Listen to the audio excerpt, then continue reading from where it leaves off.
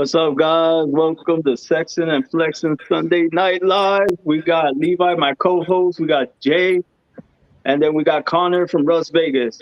Jay, I can't remember. What's your page called? Excuse me?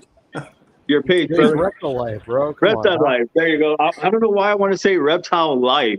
Yeah, I yeah. A don't lot know. of people say Jay's reptile life. Yeah. I My kept bad, bro. It is close when you just look at it. Yeah, I want to say Reptile Life, and it's Reptile Life. My bad. You good? No worries. Okay. How you doing, buddy? How is everybody? Man, bro, we got people in here. Look at this. Boom, boom, boom. Connor. What's up? What's up? I know it's an honor to be in here with these gentlemen. Likewise, I It's feel an the same. I honor feel to the have same. y'all. Nah, like I'm watching y'all. Like I'm telling Chris, sometimes I don't speak too much, but I'll be sitting back and I'll be proud of watching my. Oh, dude, you've blown up in the last very quick bit. So it's awesome. I said this when you did your 24-hour challenge. I am so proud of for everything since you got into the game. Man, that 24-hour challenge. Let's not even speak about that. We got stuff in store, guys. Like big that I'm still trying to take in. And I bet.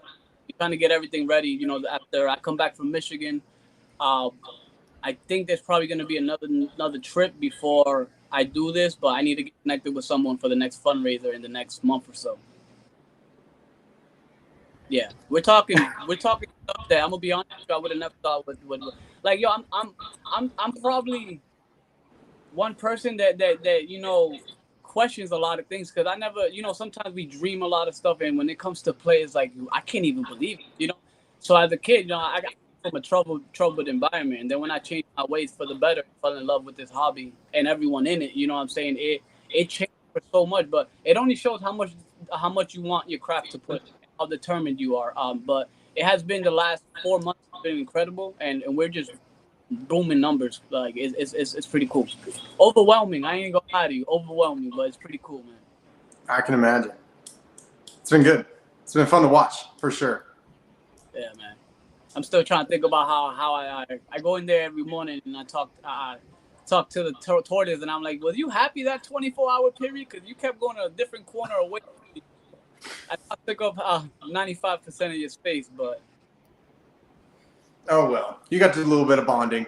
It was fun. We created a big impact, and as you guys see, we got it over there. The board, $7,006.01. Matter of fact, I'll show you guys. You just need to get that tattooed on you. What, 7,000? Yeah, look at that. That's Hell badass. yeah. That's impressive. And then we got these things out that we're gonna have for anyone who's want to purchase them to, just keep that up in a remembrance. If I was to have the funds, man, I would have just sent that to everybody just to keep it as a motivation for everyone. Just to always remember what happens when a team gets together. How did you get that into like a DVD? No, it's in a picture frame. Oh, is it a picture frame? I thought it was like a DVD. Yo, everybody. DVD, yeah. Yo, you know what's funny? They're asking me to pull all my videos and edit them, even if it's broken down in sections, and make a short DVD of it. I thought I'd buy it. I'm like, what? I'll put that in my snake room. It's a piece of history, man. You think about where the fight's gonna go with US Arc, man, and you kind of, it's like the Alamo. This is where it starts, and everyone's gonna look back at what you did. I never. Sure. From the bottom of my heart, guys, I thought maybe $400 or $500 we hit. Yo, what happened in the first 2 hours? I was blown away. Yeah, because I was getting bits and pieces like every 4 to 5 hours when I'd come out of class and I'd hop back on real quick just to say what's up and I mean like you'd give me little updates and I'm like, holy crap, another 800. Here's another 1,000. I was like, yeah, it was wild. I was like, holy crap. I mean, and I thank everybody that was a part of that. It wasn't just me. The big group, the numbers that connected, that it's crazy what you see when the army gets together, bro. Nothing can stop it, man. I'm proud of that $7,006.01. Even that 1 cent, I'm very proud of that, and it just showed me how far I can make it with help, and it's not a shame. Yeah. The help of great people, we created something crazy, man. For sure. Hell yeah. everybody that was a part of it. It was an awesome experience. Yep, support. Fuck yes. Steve Serpent, right, what's Stan. up? I'm Anyway, trying to see who keeps popping in. It's popping up so fast. Yeah, I can't. yeah, the comments are flying right now. I'm trying to keep up, but well, we're gonna have y'all introduce yourself because we know who you are. Just people watching the video don't know who you are and what you work with, what animals you work with, and what you've done in the community. You know, so go ahead. We'll go Jay and then Connor. Jay, you want to go first? Sure. So how you doing, guys? I'm Jay from Jay Reptile Life. As some of you guys know, I got into this hobby to mainly work with rescues and surrenders, something that a lot of people don't really fight for. You know, since a youngin', this was something I kind of really love to do, but I grew up north where things were difficult, especially with how I was raised up with my family. You know, my mom doing things alone. But I got into to work with rescues and surrenders and fell in love with the hobby to grow with a bunch of exotic animals. I mean, we're probably running over 140 something reptiles in my facility right now. And it's a bunch of just mixed stuff. We don't specialize on anything, you know, it's just mainly a bunch of different reptiles here. The last couple months ago, we were watching a big effect that was going on here in Florida and also in a bunch of other states in regards of laws and regulations that's going on with reptile keepers, not just reptile keepers, but farm animals, you know, fish, coral, and things like that. And I kind of felt bad that, you know, being a reptile keeper, a father, and a husband, I couldn't take too much time out of my life to do what I could to help U.S. Art. You know, and as I was one day outside building a chameleon and tortoise enclosure, something hit me and said, "Man, do something different and see what you can do to create an impact." I said, "I think we're gonna do an overnight challenge and see how much we can raise for U.S. Art Florida, and just give them a little love and just show them that there's, you know, regular people out here trying to show some love and help." Funny thing about this situation, guys, I had Kayla from Military Morph create this flyer for me. This flyer created was supposed to be an overnight challenge. It turned into a 24-hour challenge. So, unfortunately, from just a small fundraiser overnight challenge, it turned to a 24-hour period. Guys, you know, from big numbers and big name people got on and shared a bunch of information, a bunch of knowledge, and things that hopefully educated a bunch of us and actually put us in our game to be more than what we are, even though we're producing and doing great things. Kind of just pushes us to provide more assistance for our animals and being a keeper. We were able to raise $7,006.01 for U.S. Art Florida, guys. And it kind of inspired me so much, seeing how much of a group can collide together and create an impact that it made me want to do more. So that's why I kind of really want to, this has nothing to do with me and my life, but I kind of wanted to tell you guys that that's the reason why I kind of left from being a reptile keeper. I feel like I have to put 100% to my facility and also be able to provide time to help U.S. Florida more. As I've been speaking to Daniel and Miss Elizabeth, there's a lot of things in store that's coming that's probably going to be not only fun for you guys to see, but also be a part of. So I hope everybody enjoys what we do at Jay's Reptile Life and support our, you know, our profile and everything, and just see how far we can take it, and, you know, saving one day out of life. It makes me feel good. So appreciate it. You got us cheering for you, man. Well, I don't know if I can top that. So, I mean, so what's up, guys? I'm Connor. I'm with Russ Vegas. A lot of people call me Russ.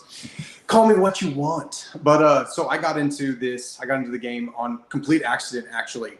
You know, I had just a random ball python. I think I got one off Craigslist, and one day I just like, you know what? I'm going on a trip real quick. I put them both in one tub, cleaned both their tanks, got everything ready, and found out they were locked up. Like 45 days later, literally, as like I hit an ovulation when I didn't even know what that was, and Russ Vegas was born.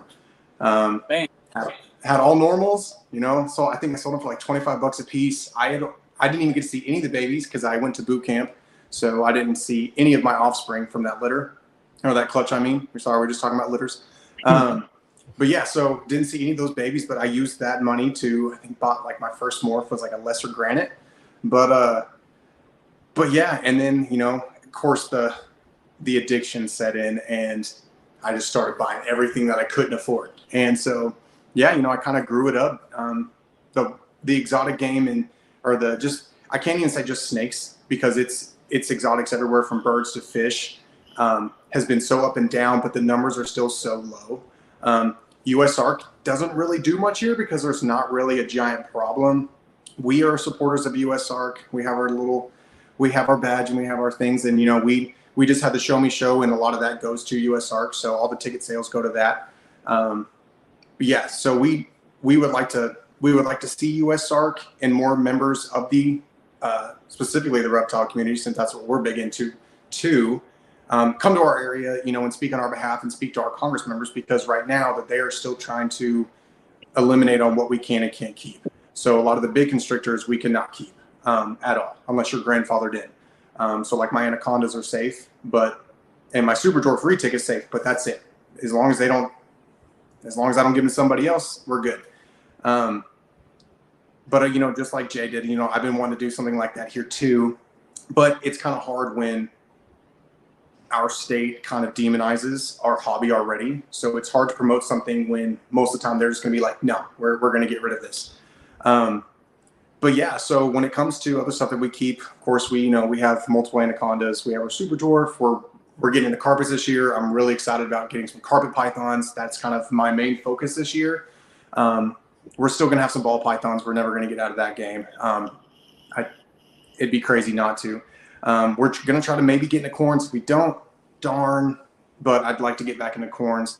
And I really am getting into isopods. So I kind of want to, have some of my pet animals more in bioactive enclosures. So we're learning up on how springtails work and how just the different isopods. Max and Kayla over at Military Morphs, they gifted us quite a few, and I'm not a good isopod keeper. I'll just throw that out there.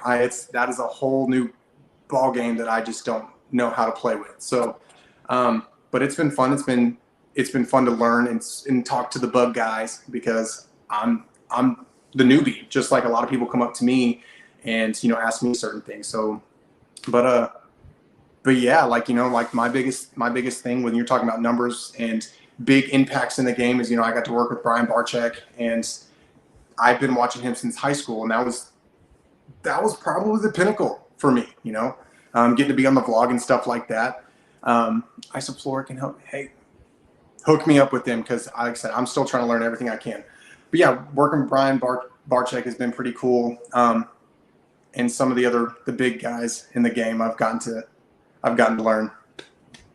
You can play with balls, I can play with bugs. I can play with the first one for sure. So about that is the and it's amazing when you could be a exotic keeper and stuff like that. You could work with a certain type of species. What's amazing is when you find that young teenager that you have to go ask questions to, but it's so knowledgeable. It just shows you, man, even just by education, how even we have to learn from some of these guys. You know what I'm saying? So yeah. I always tell people, whether you know what you know, always be an open book, man. What's in here can never be removed, and you can use it to help others. You know what I'm saying? So it's pretty good. I was in the isopods reading wise, but never really got into it. And then when I started seeing a lot of people and started seeing how a lot of people in Asian countries were like going crazy over them and all, I was like, whoa, roly poly, like seriously. And then that's all these crazy things out. It caught my attention. And as he said, Military Morph also blessed me with some isopods, so we got the ball rolling with those guys as well. Nice. I love Max and Kayla. I mean, everybody does. I know I do. And it's awesome because we've gotten to go to their house multiple times. They're our extended family. Like, I love Max and Kayla. I love their dogs, Tommy. Yeah. Max Kayla. I don't know if you're watching, but Tommy's my boy. We'll be there November 5th. Okay, we'll all FaceTime offline. Mike's trying to be a daddy. I am. I'm actually in my son's room right now. We spent pretty much all day we finished painting and putting the crib together, and so we have just boxes all over our house, just things that I gotta put together and things we gotta hang. So it's weird. It's a little bit more real now, because like I'm looking at his name. Whitney got his name above his bed, so it's different. I'm super excited. He's gonna be here. How many more weeks do we have? That's the future anaconda breeder right there. 8? I think we got we got 8 weeks left, and he'll be here. So yeah, hopefully his he's probably going to be into like spiders or something I'm not into too. So I don't know. We'll see. Dude, that'd be awesome. No, I'm not a spider guy. If I did, I don't know. Some of them are pretty. I'll give them that. I've gotten over my fear to an extent. I used to not be a fan of arachnids, and you know what caught my attention? A Goliath bird eater. See, I was joking about that this morning. I was like, man, he's going to be in it. I was like, you know what? I'm going to get the biggest, baddest one that there is, and I'm going to get the Goliath. Person, it was the size of. It was the That size thing's of a scary. crazy bioactive tank, and I was like, whoa, that'd probably be the only thing I'd get, but I was like, I'll never touch. They had a lot at the Show Me Show here in Jacksonville this weekend, and Pope County. There's the other Arkansas guy. Yep, Randy. Yeah, I think this guy like just desperately wanted a picture with me or something like that. No, we took a picture together. But I've been to his house. I have one of his snakes. Wildcat can harm your reptile much like wildcat food.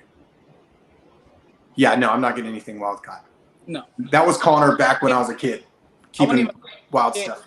A couple stuff surrendered to me, you know, because I am an open shop now, and bro, I get some wild stuff, and it's like the first thing, you know, we going straight for Panicore, you know, doing parasite treatments and all that stuff, and it's kind of scary because you got to quarantine stuff, and it's like I can't deny an animal that was in the wild got brought into captivity, and then they can't care for it to release it, and then that animal did not do right in the population. So it's like I have a Cuban Nitro male adult that surrendered to me. Those things are so cool. I love those things. Yeah, it's the largest of those species. They just are. Their faces are dragony. Yeah. I love that. Yeah, we got a bunch of stuff here. Tokay geckos. We have Madagascar day geckos. We have Central American banded geckos, fat tails. For ball pythons, all we have is really my male pied. We have a female super pastel calico spider. It was a purchase because of the deal of the tank.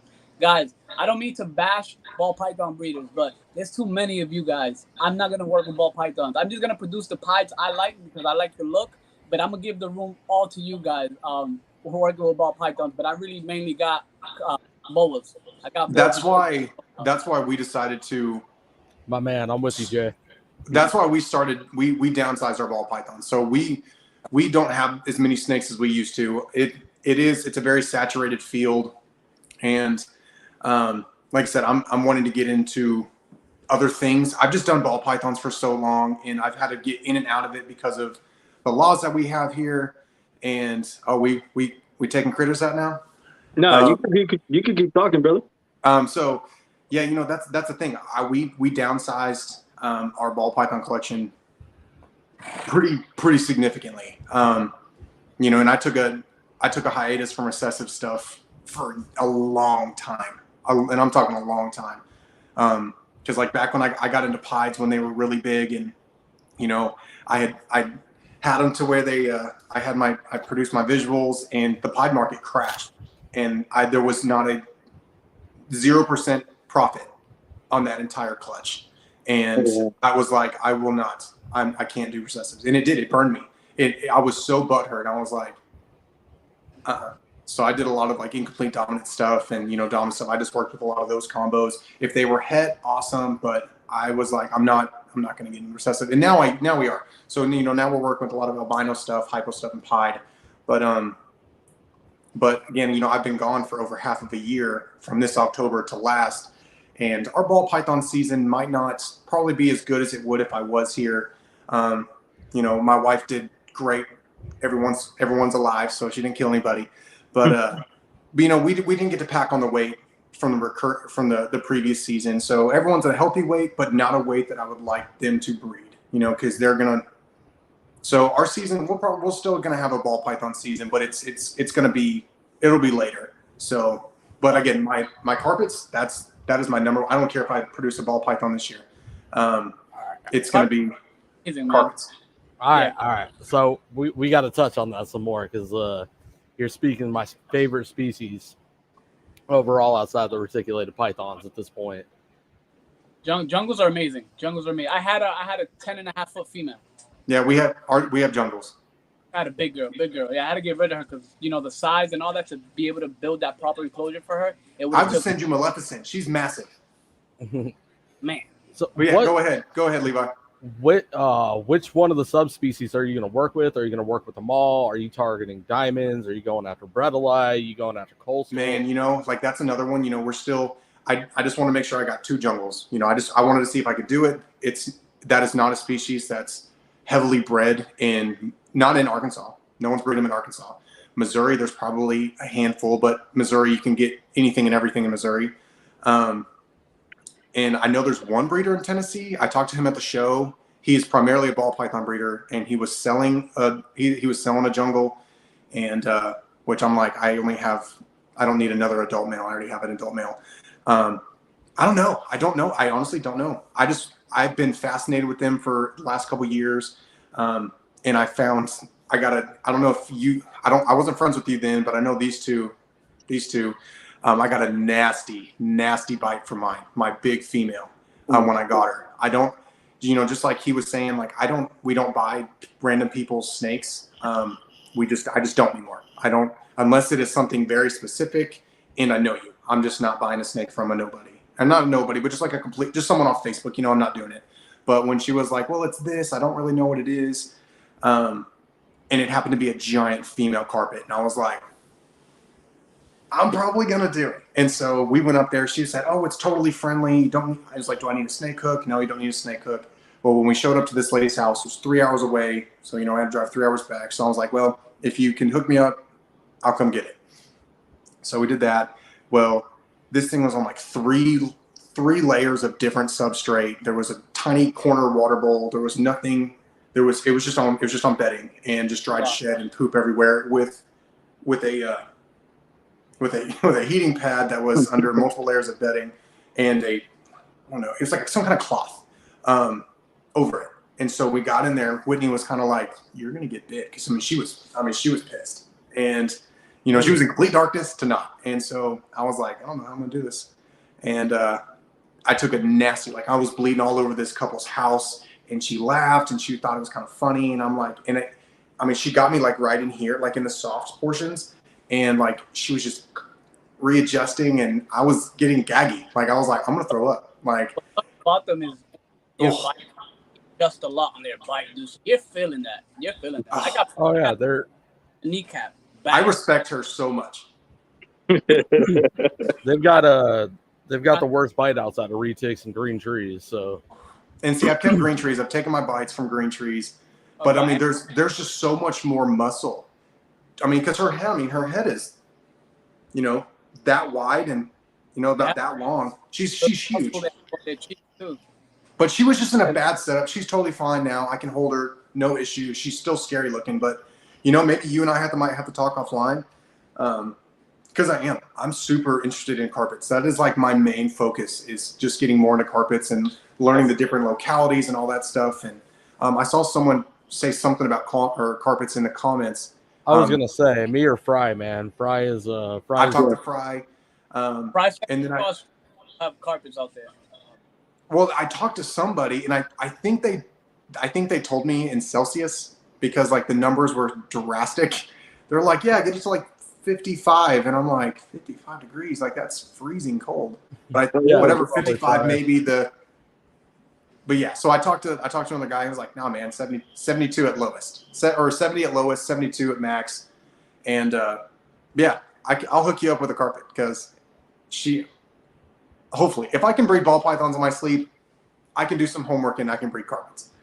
Oh, for sure. There's a shop that I talked to out here in Arizona, and the shop owner breeds carpets on a regular basis. So I'm working with him to pick up a couple of provens here in the near future, because I want to stay with the collector side of things, but as far as carpets go, I want to reproduce Bredli. Yeah. God damn you, Fry. Okay, there we go. He commented. Yeah. Oh, lizard morphs. Yeah, there you go. Man, this guy has the sickest bluey and beardy collection ever. 100%. Those melanistics are crazy, man. Yep. His collection blows my mind. His videos are just on point. I love your TikToks. Luke is the reason why people here in the States should keep an eye on how it's a proper weight condition for bearded dragons. His husbandry is on point. Dragons and all that is healthy. It cuts down their lifespan. You see how he keeps his reptiles in just the proper amount of a small bowl. You know, if you see the autonomy of a bearded dragon, they don't have a big stomach. So take tips from Luce. Go follow him on Instagram. The guy's a good blue tongue skink and bearded dragon breeder. You will not be disappointed. Never. He's got a phenomenal Instagram. 100%. Bro, I gotta bring him on. I gotta talk to him later. I gotta get him on this show. Let him show off his stuff. Him, Fry, and get all the Aussies on there. Yeah, I was gonna say. We should do an Have an Australian Aussie special. Let's go. Yeah, there we go. Hell yeah. Yeah. Very, very clean. Very clean and simple. Keeps them so well. So well. He's the man. You know, because I bred beardies. I bred beardies years ago. I won't ever do it again. Like I said, Arkansas does not have. Once you go black and yeah, dude, I know. I want that. I want that one so bad. Look, he said he can come on anytime. Hell yeah. But you know, I bred beardies back in the day, and there just wasn't a market back then, and I can't do it. I can't do it again. I don't think I could. With all that stuff, man. Like it was a lot of work. It was so many babies so fast, and we talking 60 something, 70 babies, 2 clutches in the matter of a month and a half. Well, see, it's opposite. Yeah, over here. Yeah, what he just said. Hatch 50 dragons this week. Look at that. See, and I just couldn't do it. I just, like I said, I couldn't move. I'm like, so do you guys all know what a silky is? Yeah. The scaleless. So like that was the big thing back in the day. They say that's a no because of the Yes, and they're a lot of work. Now you can keep them perfectly fine, totally fine. I would never do it. Don't do the leatherback to leatherback. But you know, but that was the trend back then. And dude, I mean, I just couldn't sell them. We didn't have any shows here, and you know, I was like, hey, buy a silky. I'll give you like two whatevers. You know, I mean, I was like trying to do combo deals. Like I can't get rid of these. I can't get rid of them. So Xnade all of them, and just did the ball python thing. And then a couple years later, ball pythons were on the illegal list. So then I just became a keeper, and I loved my collection. I mean, I had all sorts of stuff. Man, they're trying to mark that over here in Florida is the ball pythons. Oh, they're going after the ball pythons now? They're talking about that, yeah. I don't know if I'm supposed to say it, but I spoke to somebody that told me that, yeah, they brought that up too. It doesn't surprise me. I mean, it's like I said, because Florida, the Florida Fish and Wildlife is just in the ear of the Arkansas Game and Fish. I'm like, we have winter here. Like, we have legit winter. And nothing would fucking survive. But nothing.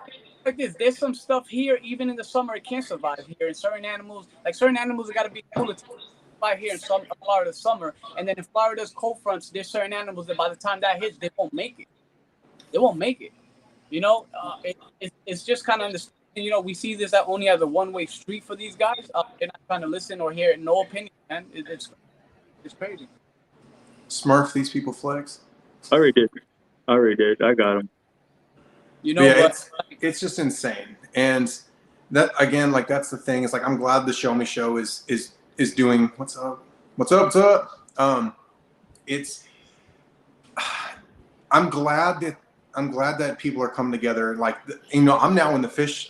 We don't keep any fish right now, but you know, that's actually what started. So I kept fish my entire childhood, and then it got into turtles. And like, I was like, I love turtles. I was that kid in school. Like, you know, my parents supported it. My dad's grandma owns a pet store, like a cool mom and pop pet store up in Branson, Missouri. You know, my mom grew up, my grandpa, my mom's dad, he had big constrictors and they had peacocks, and, you know, like, and so my mom was that cool mom that found a snapping turtle on the side of the road, and like, we're going to school and she'd move it.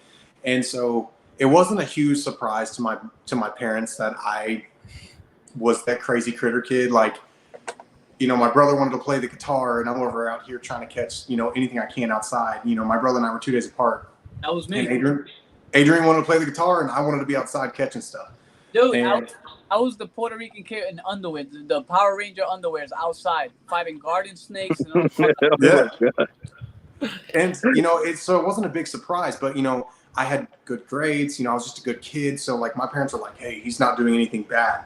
Let's just keep him into what he's into. So, you know, we did the fish, and like, we had like one really bad, it was winter, and we lost power for like 2 weeks. And so all my fish died, like fish that I had had for years. Like, you know, and for me, like having a ghost knife, you know, or my angelfish that I had for like 8 years, that was like this fucking big, you know, like I had these fish for a long time, and that was my thing. And my parents would upgrade my tanks, you know, the older I got. And then so we lost all my fish, and I found a red-eared slider when I was in like 6th grade or 7th grade. You know, it was actually on a glue board in our garage. And where I grew up, we didn't have any bodies of water near us. And so it was on my glue board and like for mice. And so, you know, did the whole, I think we used like olive oil, whatever. We got them off. And I was like, hey, I want to keep it. We have the tanks. My parents are like, you can get them to eat. Because my mom already knew. She was like, good luck getting a baby wild turtle to eat. So I did. I went in and I caught them during the summertime, and I did every little thing, and I got him to eat. And I was like, he ate. We're keeping it. So, you know, that started the whole like, okay, I'm going to start collecting, you know, the Arkansas. Hey, Kayla's on. Yeah, so I started keeping the aquatic turtles of Arkansas, and you know, I had to upgrade the tanks and upgrade filters and stuff like that. But yeah, so I was torn though. By the time I got to high school, I got real torn between art and a conservation related field. And, you know, of course, Steve Irwin was the face of our generation, you know, rest in peace, bud. His anniversary is coming up, I think. Yeah. Or his birthday, one of the two. But I was super torn. I've always wanted to work for like Disney's Pixar as an animator, but I also wanted to be Steve Irwin. And I turned down a full ride art scholarship to the Kansas City Art Institute, and I chose Arkansas Tech for fisheries and wildlife with my concentration in herpetology. And yeah, so I got to do the stuff as a fisheries biologist and realized that they're not so much in the field, that they're more behind a desk, and being a technician is the one where a lot of the science is being done. But also at the time I was like, there's no money in this. Like you know, where I'm from, like you have to make a bit, you know, you have to have something to live an easy, you know, an easy life, you know, okay. And easy is not the right word. What's the word I'm looking for? To have a decent life, you have to have an income. Living in Northwest Arkansas, like that's the home of Walmart. It's a very booming area. But I was like, I'm not going to waste my time going to school to do something I already know I don't want to do when I don't have to have a degree and be a technician. But having a terrible home life, you know, even though my parents, you know, they let me do my art stuff, they let me do my turtles and fish, my home life was awful. It was really bad. And I left that, just vanished. I was an adult. I was homeless for a little bit. And that was the reason I joined the military. And so again, that's also been some of the reason my collection, you know, I've either downsized, but I've never fully got out of the hobby because of the military. But there's been a couple times when deployments were coming up, what have you, and I'd like pimp out all my animals. Like I was just shipping animals all over the United States, and like I did in Virginia, I had animals all over for when I was gone for so long. But I don't even know where I was going with that. Dang, that was a tangent. I'm so sorry to unleash on you. No, you're good. You're like Levi. He loses his train of thought sometimes. Yeah, no. No, so you were saying you went into the military to get away from your home life. Yeah, it was just not good. And you know, now I don't have, you know, my ex-stepdad, he had raised me. I have 3 younger siblings that are him and my mom's that I also don't have any relationship with. You know, just living in that toxic environment, even though I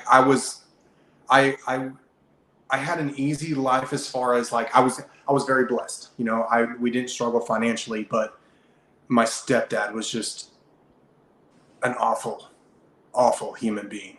And being the oldest of 7, I have 1 full sibling, and Chandler and I have nothing to do with him. She has a little bit more to do with one of our sisters just because she's still back home in Northwest Arkansas. But yeah. So now I plan on going back to school, and I am going to be doing an art degree.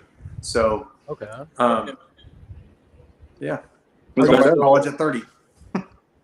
Are you still? That too, man. Go ahead. Are you still active in the military, or are you retired? I'm National Guard. So nice. Between my civilian job and the National Guard, you know, Las Vegas, and I am a freelance artist outside of all of that too, trying to juggle all that. It's a lot. So, man, sounds like it, man.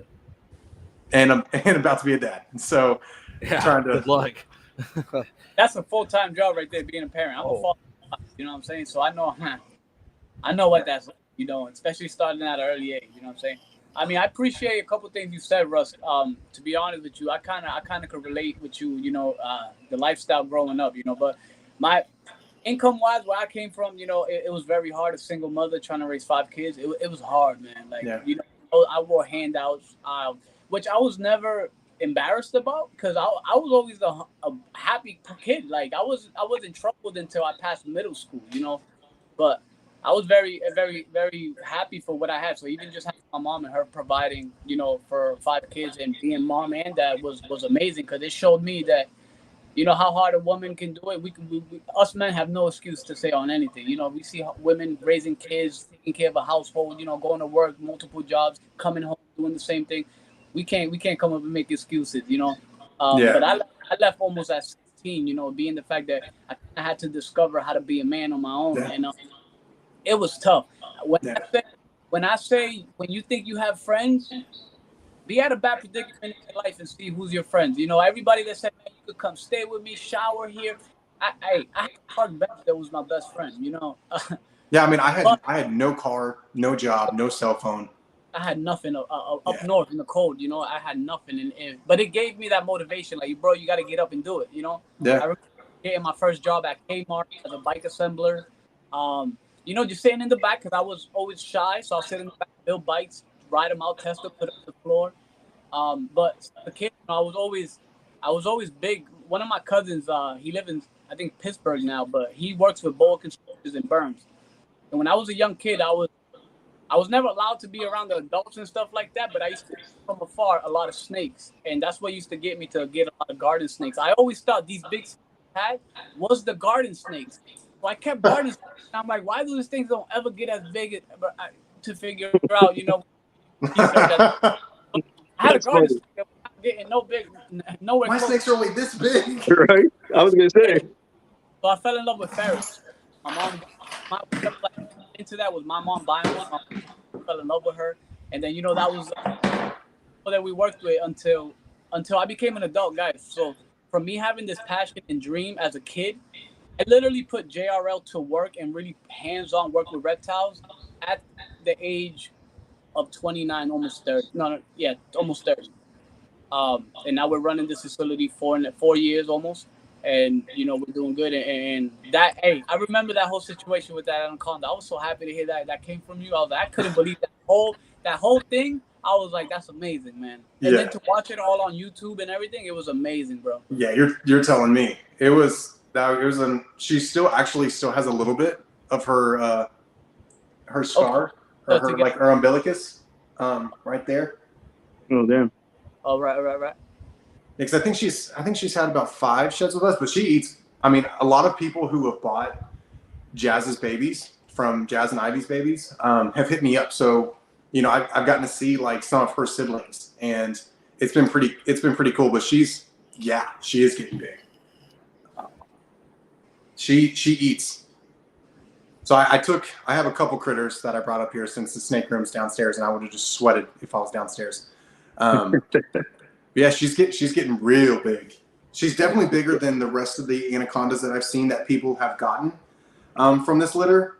She's definitely a lot bigger. But a lot of the anacondas that people have gotten, like, they're not eating. So I've told them exactly what I do. Like, but she ate.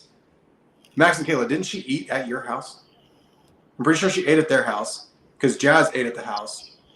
Yeah, she eats fine. She's gonna eat tonight later. I have stuff thawing out. That's also a reason we're not in the snake room because I have rats thawing out in the pig for Jazz. So yeah, she's pretty awesome. No bites, not yet. Yeah, she thinks so.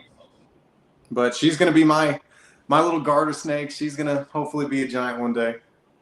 That was the most embarrassing thing as a kid, man. I was excited, and then my dreams were blown out the window. But it was a good experience, even keeping garden snakes, you know. My grandma became a fan of them. You know, I had like, I don't know if you guys remember, back in the day, they used to sell the crackers in the big green circle tin. Yeah. So my grandma used to collect those because she used to like putting like change or like her bracelet bead. And dude, there was like times I'd go in her closet and like week by week she'll be in a bin and her stuff will be poured in a box. Dude, I had like 14 of those containers with holes, and I had all those garden snakes individually in there. Dude, I thought I was like, if you remember Boomer Foods, even them, like Yes. all these guys, I was like, dude, one day I'm gonna be like them. You know what I'm saying? But I thank God that up north, being the temperatures and all that, and then what I dealt with at a young situation, I thank God that it pushed me more to read books because it actually prepared me for as an adult. It prepared me because I really got hands on like 4 years ago, bro, and I think we ran over like 400 or 500 reptiles in and out this facility, and it's been great. That's why I tell people I don't specialize in anything. I love from the neglected and surrendered to my high end, from the zeros, the quince monitors, my Ackies, Chinese water dragon, Euromaxes. I got a lot of stuff working in here, and what kind of sucks is when you have to learn how to control humidities. I had a buddy come here one day and was like, hey, why your wattage bulbs are kind of lower than the ones you need? I'm like, so when you work with ambient temperature and different temperatures coming from different enclosures, you can't actually put the proper wattage on animals that need a certain type of light because you're actually going to spike temperatures and make it more harder for them. So I learned how to counterbalance wattage, humidity, and different light fixtures, and spraying, misting, humidity, fogging, all that to make sure everything works here. But it's been a good run for the last 4 years, and we're just looking forward to being a part of a lot of people's events, people's social media platforms, and learn and educate and just have fun with this whole adventure. Like I tell people, only because there is issues going on in our states and other states, don't lose your passion, don't lose hope, don't lose hope. What are you gonna lose in fighting back on a positive impact? You're really not gonna lose nothing. Listen, at the end of the day, if we all have to get rid of our at one point in life, at least we tried the best we could, right? Let's enjoy what we can and still inspire to be good keepers to other one, educate, on caretaking, husbandry and all that, and hope for the best. It's just literally fingers crossed for all of us, Oh yeah. I mean, and that's the thing is like, when I got diagnosed with PTSD, I was on I got put on a medication, and it made me emotionless and made me a zombie. And that was the one time ever I sold, including Monty, my very first snake, the one who started Russ Vegas, the one who's part of the logo. Like, I sold her, and I didn't have her for 8 months. And one day, I finally got off my medication, and I was like, because it's like, it allowed me to sleep, but not restfully. It got rid of my night terrors, but that's all it did. And I tracked down the guy I sold Monty to almost a year later, and he was about to sell her again. And at like 11 o'clock at night, I drove an hour to where this cat was, picked her back up, drove all the way back. And I was like, man, I did. I hated that, I didn't care anymore. I was like, I don't want to, I could barely get up in the morning for myself. I was like, I can't take care of any animals. And, even through the Game of Fish regulating what we can and can't keep, I've always managed to come back to it, but, yeah, that is the thing. Like, and a lot of people will get they'll get too many animals, and then that's what burns them out. I was like, you need to keep what you can manage, so that way it's not a job anymore. Like, even now, like, we've downsized quite a bit. I do have my days where it's just like, I can't. I'm tired. And if I had the same amount of numbers that I did back then, there's no way. I would have been like, I'm done. I'm done with this. I'm gonna keep my 4 critters. Well, probably 5 now that I have her. But yeah, I just would have been burnt out. And luckily, even Whitney was not a snake person back in the day. She was so not. And I'm glad that, she's gotten comfortable feeding and cleaning. Now she's not going to get out the big ones by herself, but I'm so thankful that I have her to help me do all this stuff. She's that's amazing. It's amazing. It sucks because I don't really have that help. I do inspire my kids always to chase their dreams and whatever they love to do. I know for a fact that I wanted to do since I was young, so I would never hold anything against them. And listen, it's hard, bro. I'm up early mornings, man, and it's crazy cleaning, making sure everything's well, prepping food, you know, I had to set up a schedule of like remove bowls after feeding because like these guys like love to eat or right in their bowls, poop, you know, and I'm big on display, clean glass and all that. So it's like it's literally a 24-hour thing. Like you know, I tell people if you're in this and at It's a times, job. yeah, and at Yeah. times you hate it and all that, I tell you straight up, if it's not for you and it continues to get you upset, hey, slow down, either downsize or just you know really focus on what you really want to do because Yeah.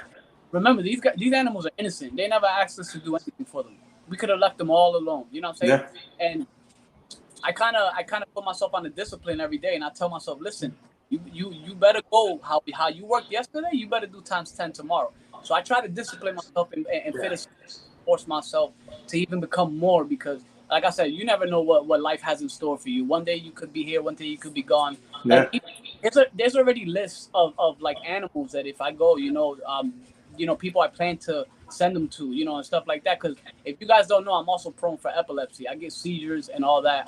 There was at a point in my life where on Instagram, if you really go like down on my posts, you'll see when I came back, I was having speech problems, guys. I couldn't even speak. I was stuttering.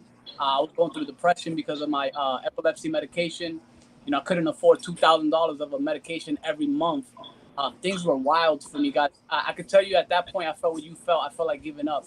Um, but you know, seeing the support system behind me that helped me throughout that journey, it just gave me like, as long as my health helps, go back to what I love. I just gotta kind of take care of myself a little more. You know, kind Yeah. of got from working outside in the sun because I am from up north, so I moved straight from up north over here. You know, when you're in the cold, your blood is thick.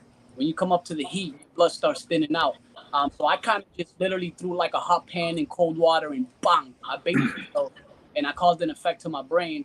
And you know, 2 days after Christmas, I went into a seizure and I smashed my head into the elevator, and I had brain hemorrhages. And guys, it took me for a toll. You know, right now to this day, I'm probably at a very low heart rate, which is on a standard heart rate. But you know, thanks to God and everybody who stood there and all the prayers and everything, we've been able to push with no medication and just taking care of ourselves and taking day by day, you know, just day by day and not stressing the small Yeah. situation. But I thank everybody that you know was a part of that journey and you've seen that. I'm not telling everybody to go back and see that because honestly, it's not good. You know, when you see someone normal to see them how they were dealing with, it's not good. But if you want to check that out, you know what I'm saying, it's all the way probably like in the close to the beginnings of my post. But you can see that whole journey on Instagram. I don't sugarcoat anything. I don't hide anything. You know, there's animals we raised here for a number of times. There's rescues we've lost, and we have you know shared everything to everybody. This reptile game is not an easy game, especially when you truly love what you do. Yeah. There's losses that come with the hobby. There's deficiencies. There's things, you know, vet bills, supplements, all that stuff that come into play, and it's expensive. Like We just came from the vet.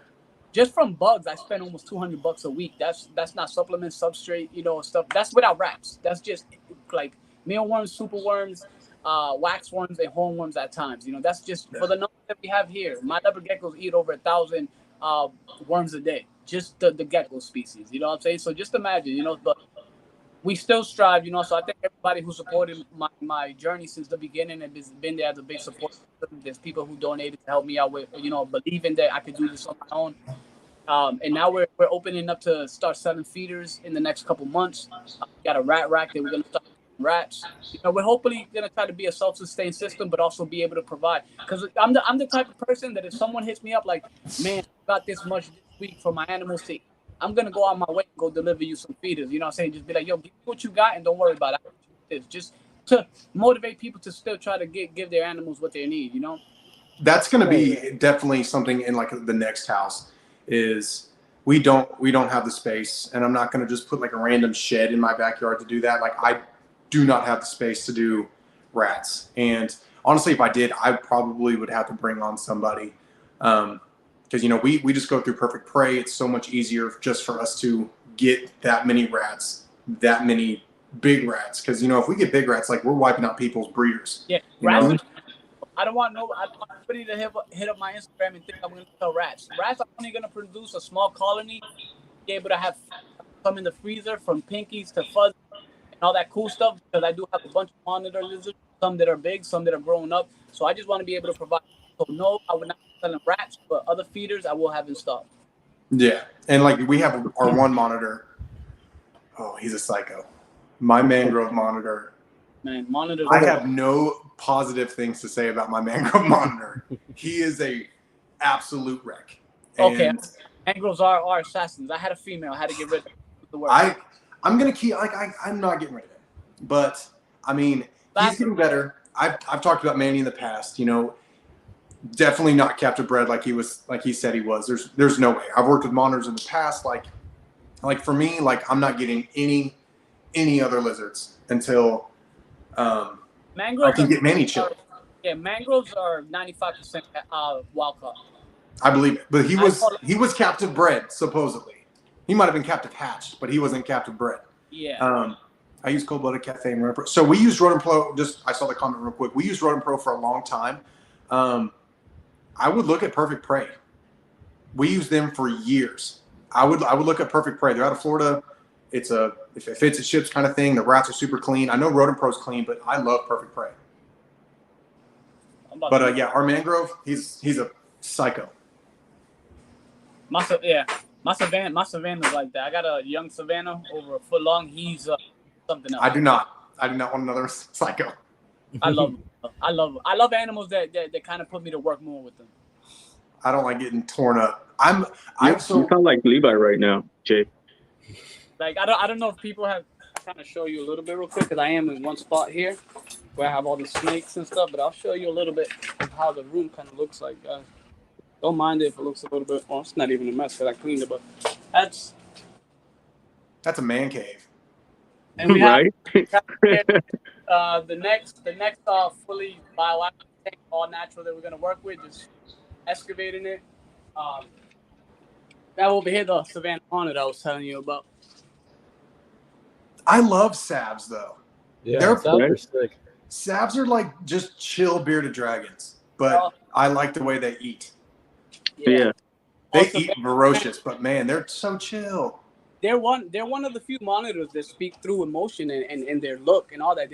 They're very smart. You know, when I lost Hulk, man, I was devastated when I lost Hulk. He was my favorite Savannah. The guy was literally, bro, over 5 pounds solid, dude. But you know, one thing that I even tell everybody, don't beat yourself up. I didn't know as this Savannah was growing up, he had issues of liver disease. And when you told me that, yeah. Yeah, when I had got him, I'm guessing he was getting fed too much just rodents, you know, and not gut-loaded bugs and stuff like that. And he pushed to almost 4 years. But man, this is how you know your animals. When I wake up in the morning, you know, I manually turn on all my lights because I'm not a fan of timers. God forbid something goes off that I can't notice. I like to notice everything in the beginning. Yeah. And he comes out every morning to say hi to me. Like it's crazy. You might think I'm crazy, but he comes out every morning to say hi to me. And I did not see him come out the cave. I knew something was wrong. I go in there, I open the door, I lift it up, and he passed away on his sleep, man. And it was the most devastating thing, man. And I couldn't hide it from Instagram because that was everybody's favorite. Just like right now, the possum, you know, Whiskers is everybody's favorite on Instagram, but the Savannah was everybody's favorite, just his temperament and how he'll play tug of war and all that cool stuff and just naturally walk in his enclosure with no trouble. Man, it hurt me, but I couldn't lose faith. That was another thing that was going to push me back and drop numbers. But remember, guys, in this hobby, a lot of things happen, man. Just don't beat yourself up and just believe in yourself more, you know, and if there's certain things that you have to educate yourself more on, then do it, man. Savannahs are like Pac-Man frogs. I got Pac-Man frogs they're very bad. Like, I got a Cuban tree frog female that will try to go for your fingers when you open that door. Are you saying they're like Pac-Man frogs because they just sit there most of the time? I think that's why she's saying it. This one though, but they eat big shit. Yeah, they do. Dude, I give him liver and gizzards and all that, and he goes nuts. Oh, so speaking of like the very so, you know, we do a lot of chicken, we do a lot of shrimp, and we do, you know, we feed him rodents and stuff like that. But like he does not like dubia roaches. Like he's not a big insect eater. Oh, mine's are. In the beginning stages of raising an animal, you know what I do? I try to get them to be a fan of everything, just in case. You never know what happens in the bug industry game. You never know what things will come in shortages and stuff like that. I kind of always want to implement different stuff. I'm not a fan of pellets, guys. I hate pellets. But listen, I even keep those in my facility just in case if something that goes that I can't get, just a bit something to give them something that they need, you know? So Yeah, I always see, have to have a bunch of stuff on deck just. we had mealworms turning into beetles. Like, I'm just like, dude, you've got to. I mean, that people get wrong reason. People just pack them with. Yeah, so I mean, like, luckily, like we do, like I said, we do shrimp and we do chicken, but and we do eggs. He does like especially quail eggs, but that's something we have to special order. We can't just buy them here. Well, I So, could go and get them here. not here. Shoot, I'm gonna find a way to get you. They're cheap. Yeah, like we bought several of the little containers of them. I just fed him the last 3 last night. Like that's that we and all, but yeah, he crushes them, egg and all. Like he just pops them like little candy. I love when they eat because they grab it and then they'll just go and either they won't even chew it. They'll just Yeah, and then look at you. but yeah. So other than that, like I can't foresee myself getting any other lizard. I mean, maybe a chameleon. That'd probably be the only lizard I would get because they're. Man, I love for me. out. I really don't think they're high maintenance, but they're expensive if you do it right in the beginning. If you do it right in the beginning, it's an expensive animal. But I mean, I think overall, like I don't really think that they're that high maintenance. That's me personally, but I have kept several, many species. But I said they're not for everybody though. I wouldn't say that. Yeah, like they're not like a pet you can leave for the weekend and just be like, oh, they'll be fine. Like, but I plan to get quails and breed them. Yeah, I know the Jacksons. The Jacksons are pretty kind of difficult when it comes to like sustaining humidity. There's people the main they dealt with is with Jacksons is the mold in the skin because the high humidity. So it's like it's hard to keep the humidity levels perfect, man, for these guys. Yeah. I've seen a lot of people put like plexiglass on the sides or in like makes like a plexiglass shelving unit thing and they just slide it in there with like the little holes. I've seen that. I think I saw someone like like when you just search through Instagram and you see some like weird shit sometimes. I think someone like put like cellophane on it. I think I saw that too, and I was like, I mean that it would work. I couldn't do it here. That's why I built them an enclosure outside, and they're doing good. They got their natural king system and all that. So I'm like, you know what? You're gonna be living life outside. I just gotta bring you in when bad weather comes, but you'll do fine. You'll do just great outside, man. Now they're hanging out with the tortoise, then they got a nice little pen together. I want to get a sulcata. So that's my next pet. I want 10 more babies, man. I don't know why, but them things are so amazing, bro. Sulcatas? I want one so bad. I bug Whitney every day. Oh, you got 2, Chris? Mm-hmm. Yeah, those things eat a lot. I got an 8-year-old, and he's like, and I bug her every single day about buying one. They're amazing. I hit up Kenan, and he sells his really good. Here, really cheap. How much you get them for? 60. He sells sulcatas. His cherry heads are like 85 or something like that. Yeah, he sells his sulcatas for cheap. What? I'm gonna have to talk to you. What? Yeah, Whitney and I, we emailed him the other day. For the price of one? What? Okay. Yeah, for real. Just plus shipping. That's not. I mean, I'm down. That's not bad.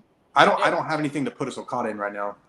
We were looking at like those little turtle hutches. I guess you just kind of move it around the yard or whatever. I don't know how the bottom looks, but I looked at that. But we're coming to winter. Those things are good. They run around like so. You're talking about the tortoise houses. It's a little hut. It has the shaded area and then the open area. Those things are cool, right? But the only thing I do recommend is going to Walmart and buy the wheels and just drill the bottom and sit it on wheels to roll it because it does after a while get a little heavy. Okay. All the substrate and all that through time. Because our summers here are pretty good. Like our late spring to early fall, like right now, like it was still hot as shit today. But at night it's dropped. My Savannah would eat nothing but rodents when I first got him, and he looked absolutely terrible. It took a lot of work to get him on proper diet, but their personality really comes out when happy. I love my Sav. He was the fucking best. I got that guy, and then I have a little baby inside and right behind me. I love them. Monitor. Like mine's just a velociraptor. Like, you know how you were saying like yours would kind of greet you in the morning? No, Manny gets as far away from me as he possibly can. Like he's just like. Dude, I used to sleep with him at times. As a baby, I literally said, I was like, I'm going to become best friends with this guy. Like, if you see if you go down my profile whenever you guys have time and you see the reel that I mean the reel I did on Christmas, dude, I had the Christmas hat with the jingles on it, right?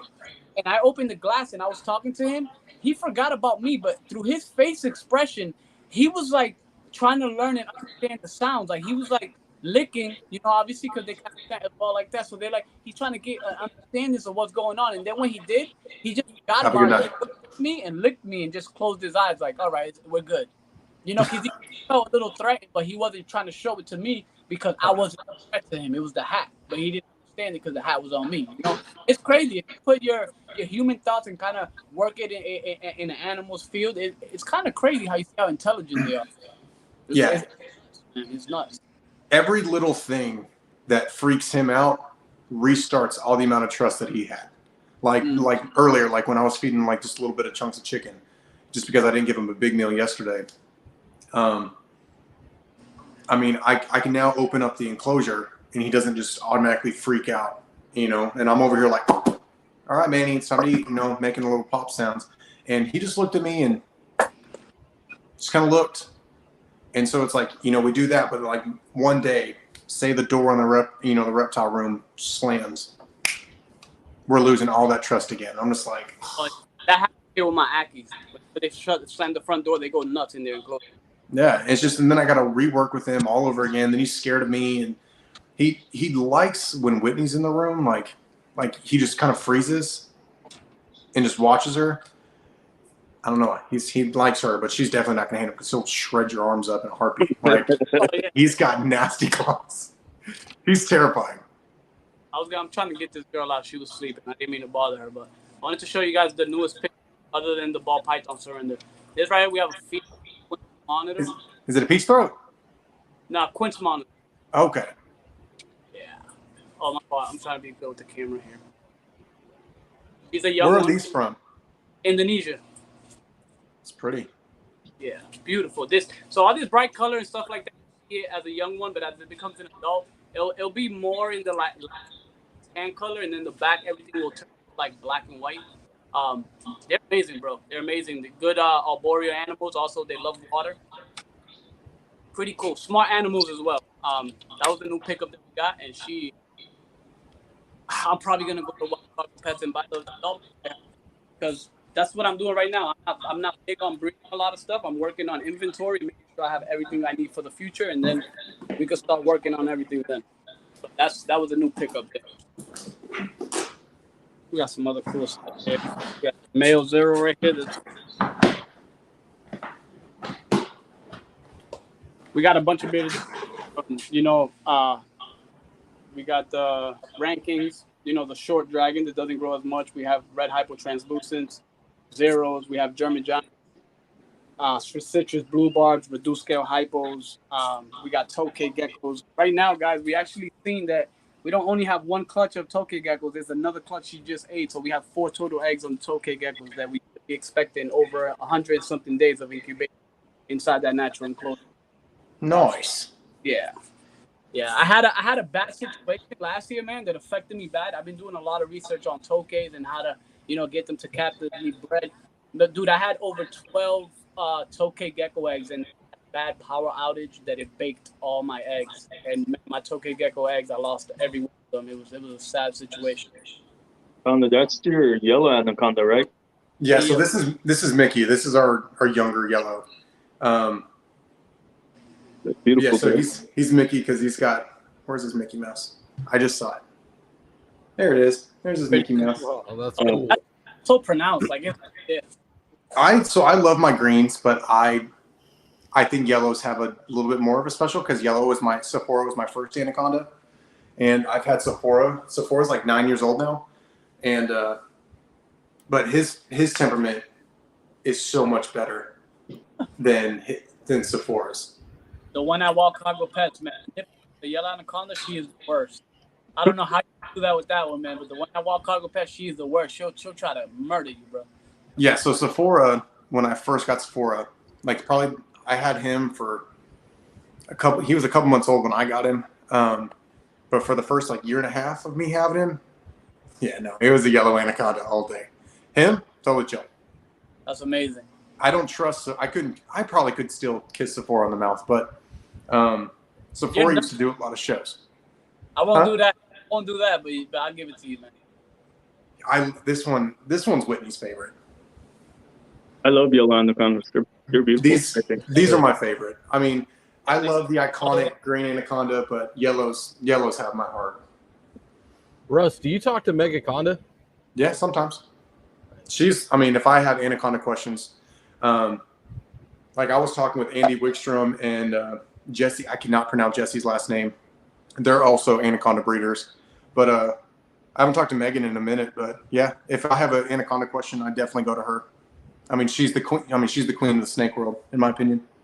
Yeah, my man. Yeah, I've been following her for a minute now. I got a lot of respect for that woman. She's awesome, and she's like my age. Her like Haley. I'm sure a lot of you guys follow Haley. She's the redhead, Haley Bouchard or something. I don't know that I do. I don't know. Probably. I don't know. Gotta check. If you guys go to like my Facebook, or she's definitely on my Instagram. I just look up Haley. I mean, you'll know who I'm talking about. Guarantee you've seen her because she's not like a YouTuber or anything like that, but she just has a very big online presence when it comes to like social media. She doesn't have like a YouTube channel or nothing. But yeah, Mickey though. I said the yellows, they have a nasty rep, but clearly they're not all bad. Yeah. And as you know, guys, here in the state of Florida, we cannot possess anacondas, we cannot possess reticulated pythons or Burmese pythons. So I'm trying to get Chandler's yellows. That's the no for me, man, over here. I kind of got bummed out when I wasn't able to get grandfathered in on time for my black and white tegu. Dude, I had to ship her to California, and I was so sad, man. Oh, man. That was another species that I wanted to work with that is challenging, and I wanted to get that working out. And it sucks, but, unfortunately, we have to follow regulation rules, so I had to send her out to California, man. Yeah, like I've talked with Chandler for the last couple months because of the same thing. It's one of those ones that he can't have on like educational display or something like that, whatever your guys' rules are. And so I've been talking with. Right now, Chandler, if I'm correct from certain people I spoke to, they're trying to mess with him, man. Yeah, Chandler's getting bambooed. He's getting so fucked. Yeah, they're getting on him a lot of fuss, man. But I'm trying to get his yellow anacondas, especially his female. Oh, they're making him get rid of his stuff? It's say from what he has already and certain things like that with the yellow anaconda is something that obviously they not want. They don't want people to start using as an educational pet like that. And obviously the whole facility is open for educational purposes and stuff like that. Like, but he can't bring them out when he's doing a education thing. Like they have to stay behind lock and key, so he can only get them out for servicing. Yeah, that's why he built for Kevin that big King Cobra display enclosure. I think that's going to be the way of him educating. It's like us going to the zoo and seeing people behind glass working in. And they're literally trying to bash us out here, man. They're literally trying to put us like it's bad, man. I laugh sometimes because I'm like, man, like it's that serious, man. Like we could find other. They spoke about it so well in the US Arc Live. Like even the hunting, people who hunt, people who go hunting without permits or past permits that are expired or stuff. They're taking stuff that's not in season. These guys are not doing it, but go to court and deal with it, and then you'll be fine. All these animals that are getting harmed and just carcasses left around the world that are being, murdered for body properties that they need, and people think it is sublime. What is that word? Thank you, Mitzi. That's who I was talking about. She's the other big female in the hobby. I follow her. Her. I believe you guys probably a lot of people do just because of who she is. She does a lot with crocodiles and venomous. Yeah, but like I was saying, like even people around the country, killing and murdering animals for medicinal purposes and stuff like that, bro. It's just nuts. Like it's nuts. If we could get a controlled place. And be like, instead of finding all these people and taking all this, let's give them a deadline. People work together to build a building and work on going out there, get animals out of the wild and stuff. And they're just not trying to listen to anybody and just. just have a one-way street. It's their word over ours in the long run, I guess. Yeah. Oh, And you know, I'm saying- like, you know, because like right now, like I'm glad Arkansas hasn't gotten to that extent. You know, aside from certain species not being able to leave the state, yada yada yada, but and they don't have to come in proof. We don't have to have animal proof rooms. Maybe for like certain mammals, like if you have like foxes and shit, maybe. But again, I don't deal with that kind of stuff. Even when I did pest control years ago, I had a couple clients and customers who, to me, that I thought that was crazy. Like, you have a pet fox or a pet bobcat, like that's wild. And I'm over here, like I've had alligators as pets, and like I have anacondas, and people are like, that's wild. I'm like, is it? Like, I don't know. All my friends keep this stuff, so it's not really, you know, it's not really weird. But you know, like, yeah. So Chris and I were talking this morning.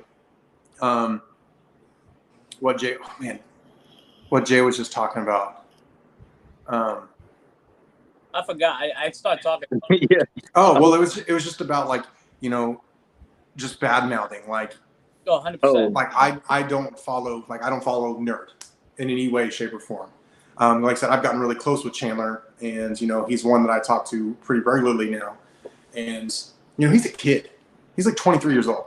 100%. And young dude, passionate kid. yeah, and Kevin started all this beef with him, and you know, and I've tried to reach out. You know, like I said, I've been doing snakes and reptiles for half my life, and I've never. Donnie's a dick. Fuck him. Like, you're a cameraman. Stay in your lane. Stay in your fucking lane. And all he does is reverberate things that he thinks he remembers from Kevin. Random people, man. I talk to random people. Everybody's like, "Yeah, I mess with this person, but fuck Donnie." Yeah, Like, dude. I guess why doesn't Kevin just put him on a fucking leash already? Like, this guy has caused so much problem. Yeah, just shut your fucking mouth, because you're not a reptile person. You're not an animal person. You're a cameraman. You're a fucking cartoon. That's what people know you as. You're a bald ass cartoon. That's all. That's all people know of him. Like, I used to be friends with him on Facebook. Does anybody know if he's a reptile keeper, or he works with animals, or he's just a cameraman, tech guy? He's just a fucking camera tech guy. Like, people have tried to do background on him, and it never found anything to do with animals. He just is paid by Kevin. But I've tried reaching out to Kevin. Yeah, no one likes Donnie because he's a douchebag. Yeah, Like, I don't understand. Yeah. Come after me. Like, I'm not that big of a name. But what are you going to do? Nothing. Like, you don't intimidate me. I don't care that if Johnny was the reason people left. Yeah, like, I know I'm still friends with two people that no longer work for Kevin. Do you know a guy, Connor? Do you know a guy named Ian? Ian, yeah, he used to work for Nerd. The guy who owns Outback. I forgot. No. Ian. He used to work for Nerd. Oh, Okay. then Schweizer. Ian. I mean, maybe, probably. He's over here in Florida now. I'm good friends with him. Okay, so yeah, not my Ian. Okay, so yeah, Ian. The Ian I know works. He owns Outback. That guy told me a lot of stuff. Really? Yeah. So Ian at Outback, yeah, he's the OG. Most of the shit that's been imported has came through Outback Reptiles, through Justin to Ozzy. Like, he brought in the first Orange Dream. Like, I've been to Outback. It's in Virginia. Like, when I was at Fort Eustis, I've been to Outback Reptiles a couple times. And wait, are we talking about the same Outback? Outback Reptiles, yeah. Yeah. It's in Virginia. It's outside of Manassas, Virginia. I wasn't allowed to take. I have photos on my phone, but I was later told I'm not allowed to take any pictures at his facility. I don't know. wow. Is this a young guy? Ian's got to be like early 50s now. So there's another Outback. Yeah, Outback is like Outback Reptiles distribution. Like, he's got a giant warehouse. He's got a bougie house with a whole warehouse in itself. I'm about to say, I don't think young adult kid has a. No, this is a man. Like, he brought in a lot of the world's first and sold it to all these other people. Okay. And because they produced it or proved it out, they got the credit for it. But yeah, he imports. That's his big thing. So like, there's been the couple times that I was there was shipment day, which was the coolest thing because I've never seen this before. where they come in these giant crates and like you're just like sorting all these crazy, like especially tarantulas and stuff. Not my thing. I was like, no. But like seeing all like these Savannah monitors and like just all this stuff that came in, I was like, this is insane. Like thousands, like tens and tens of thousands of dollars in shipments. Like I was just like, it blows my mind. Blows my mind. So many things that I've never seen, like just snakes that are, you know, a $10,000 snake, and it's just sitting right there, and it's just like it's not even labeled because he just has so many other projects going on. And it's like you don't even. It's Ian. He's been doing this for a minute, but he doesn't want to be on YouTube. He's not trying to be famous. He's not trying to do any of this stuff. Just stopping. What's up? Chilling. That's what we're doing. Just chilling. Hanging out. Johnny didn't like the last time. I don't know. I don't watch anything nerd. Nothing.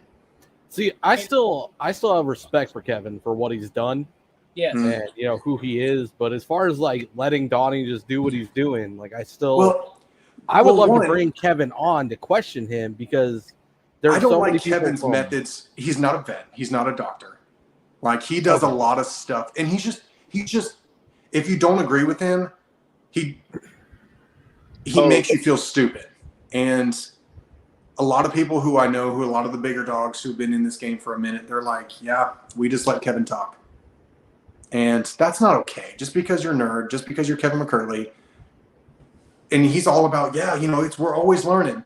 But yet anyone who tells you anything kind of goes above people's head, you know? Yeah, and that's not, I don't like that attitude. Like he's one, like for one, like I've had questions read and or it'll say seen or whatever. I'm just like, dude, what? Like you're supposed to be one of the faces of the hobby, yet you can't even acknowledge someone who has a legit question, yet you want to be on social media. Yeah, John Queen. You're not helping the community. You're saying you want to help the community and you want to better the community, but yet you don't do anything about it. So yeah, it's all questionable. Like you don't need to be doing hardcore surgery just because you watched a YouTube video or your vet told you how to do it. You're not a fucking vet. Like Kevin bullied. Yeah, well that was all. Yeah, so yeah, that was one of the louder videos that I stopped watching. So that's how long it's been since I've unfollowed Nerd. Kevin did one himself. I wasn't aware that Kevin did one himself. I thought it was all Donnie this whole time. Donnie's he just talks. He's not a face of anything. He's just he's a bald cartoon. Now but Kevin, I just don't like Kevin's attitude. He's not really there to help the hobby at all. He's runs his mouth. It makes you feel stupid if you have a question or if you question his methods. He was like, well, I'm Kevin McCurley. Like, I know. I've been doing this for 30-something years. Okay, cool. But you preach that you can always learn something else, yet you don't. So it's hard for me to follow one of the big dogs when you're not actually helping the community. Kevin's an old school guy who didn't adapt. No, he's not a team player. That's what it is. Well, in today's topic, right, Connor goes on rants. Right, that was a good one. I like that, Connor. No, I mean Kevin needs to be spoken about here and there. I mean, one of the just no one checks him because of who he is. No one checks him. Yeah, there's the pot. He does. I mean, I don't care to. I see things in people, and I'm just the type of dude. I stay quiet. You know what I'm saying? I don't try to stress or debate things with other people or other people's problems and how they work. I do respect, him working with the animals and what his passion behind it. There's certain a lot of people don't agree, and it's understandable. But just all stuff people have. I definitely say I'm not going to be hypocrite. I took a lot of stuff that he educated people into consideration. Jeremy from Brassman is a good, I'm saying, and have showed me mad love. I'm saying? There's people who's good, but then there's some people who don't have the same mindset and take business as a joke, especially when it involves social media. A lot of people like to do a lot of things for social media. I don't play that. I try to keep it as professional as possible. Say what I know. If I don't, ask the next person, and stuff like that. And I get what you're saying, Jake, and that's why you start having these step in and all the fight for our rights for our reptiles because of all these other people doing what they're doing on videos and stuff. Which is another question. Like, there was a lot of people when the whole Lacey Act started. There was a lot of people who, we was trying to encourage people to not do live feeding, not show animals going through certain situations, anything, just for a little while. Give peace to the social media so we don't have nothing against it. But the right after that happened, people were posting crazy feeding videos and getting bit by snakes, and I'm like, look, we're going through this situation right now. You're posting this stuff here, like. And then people, I found dumped animals in front of the facility. Don't show that. Like, just give people more reasons to talk. That's what I was saying about that Burmese python a couple years ago that was in Arkansas. It just made headlines and it demonized the whole thing that someone let out like an 8-foot berm. But I want to, before we go on, while we're still talking about that, because it's still in the comments, I'm not saying not saying he's not knowledgeable, and he might be a good dude. I don't know. He's never given the chance for me to even talk. But he definitely needs to change his approach, because the approach that he's had in the past has made me have that outlook on him. And when you're a face of the hobby, you have to, you can't have that I'm better than you attitude. So like, yeah, you said that you've been to the facility. I'm sure it's nice. Like, I'm not saying that the facility's not nice, not ran good. His attitude for being a face of the hobby is terrible. And until he can change that, I'm just not gonna be a supporter of Nerd. I don't like that. So he could be a cool dude. I hope he is, but from what he shows, he's not.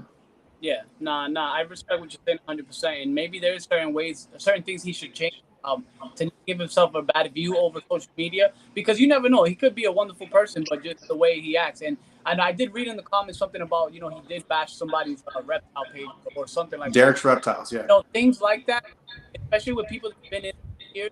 Instead of going to bash on people, be that person that goes and go educate, go help.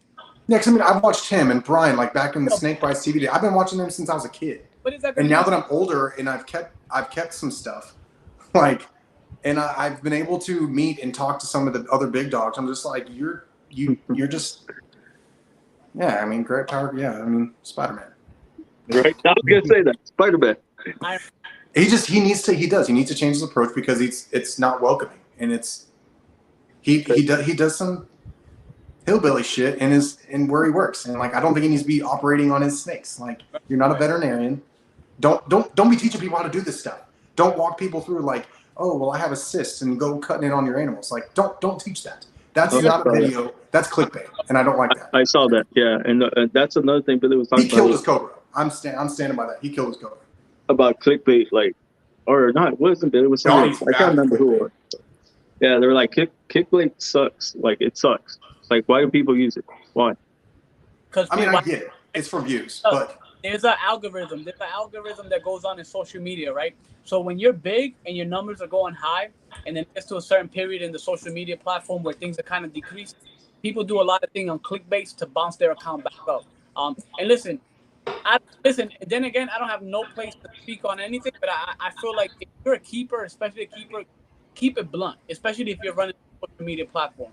Don't go be one way and another way, in a different account another way, and then your certain account act another way. I kind of want to encourage everybody that's running Instagram profiles. Guys, Instagram is starting to be a little bit more offensive on certain things that is being put up, from descriptions to even stuff that's going on live videos. I want everybody, and I'm speaking in no bad term, but everybody is running a reptile facility page. Please keep it as professional as possible. If you're running a reptile page and you're working with reptiles, keep it just reptiles. If people want to come to your page to just chat and hang out and all that, listen, that's not the place for this. If you do live, keep it as professional, because you are the face of that social media platform, and you want people to see you as a positive impact, and never come back to you and be like, why on this live certain things happen, you was acting this way. Or anything, vice versa. Just try to keep it as professional as possible, because we are being affected all over the world with reptile keeping right now. There's a lot of stuff that's going on, from people's bad mistakes, people's bad reptile keeping, and even people just wanting to take away our rights as human beings. So just try to keep it as funky as possible, just for the benefit of yourself and all of us reptile keepers as well. That's why I don't post anything personal on my Instagram. I was like, and not only that, Jay, like, just be real, like, from the front. Like, people like real. Yeah. Like, if you're going to bullshit, they're going to catch you on your bullshit, and they will come after you. They're going to be like, hey, well, somebody said this, and now you're saying this. Yo, You know, and I say this up close. Support your people.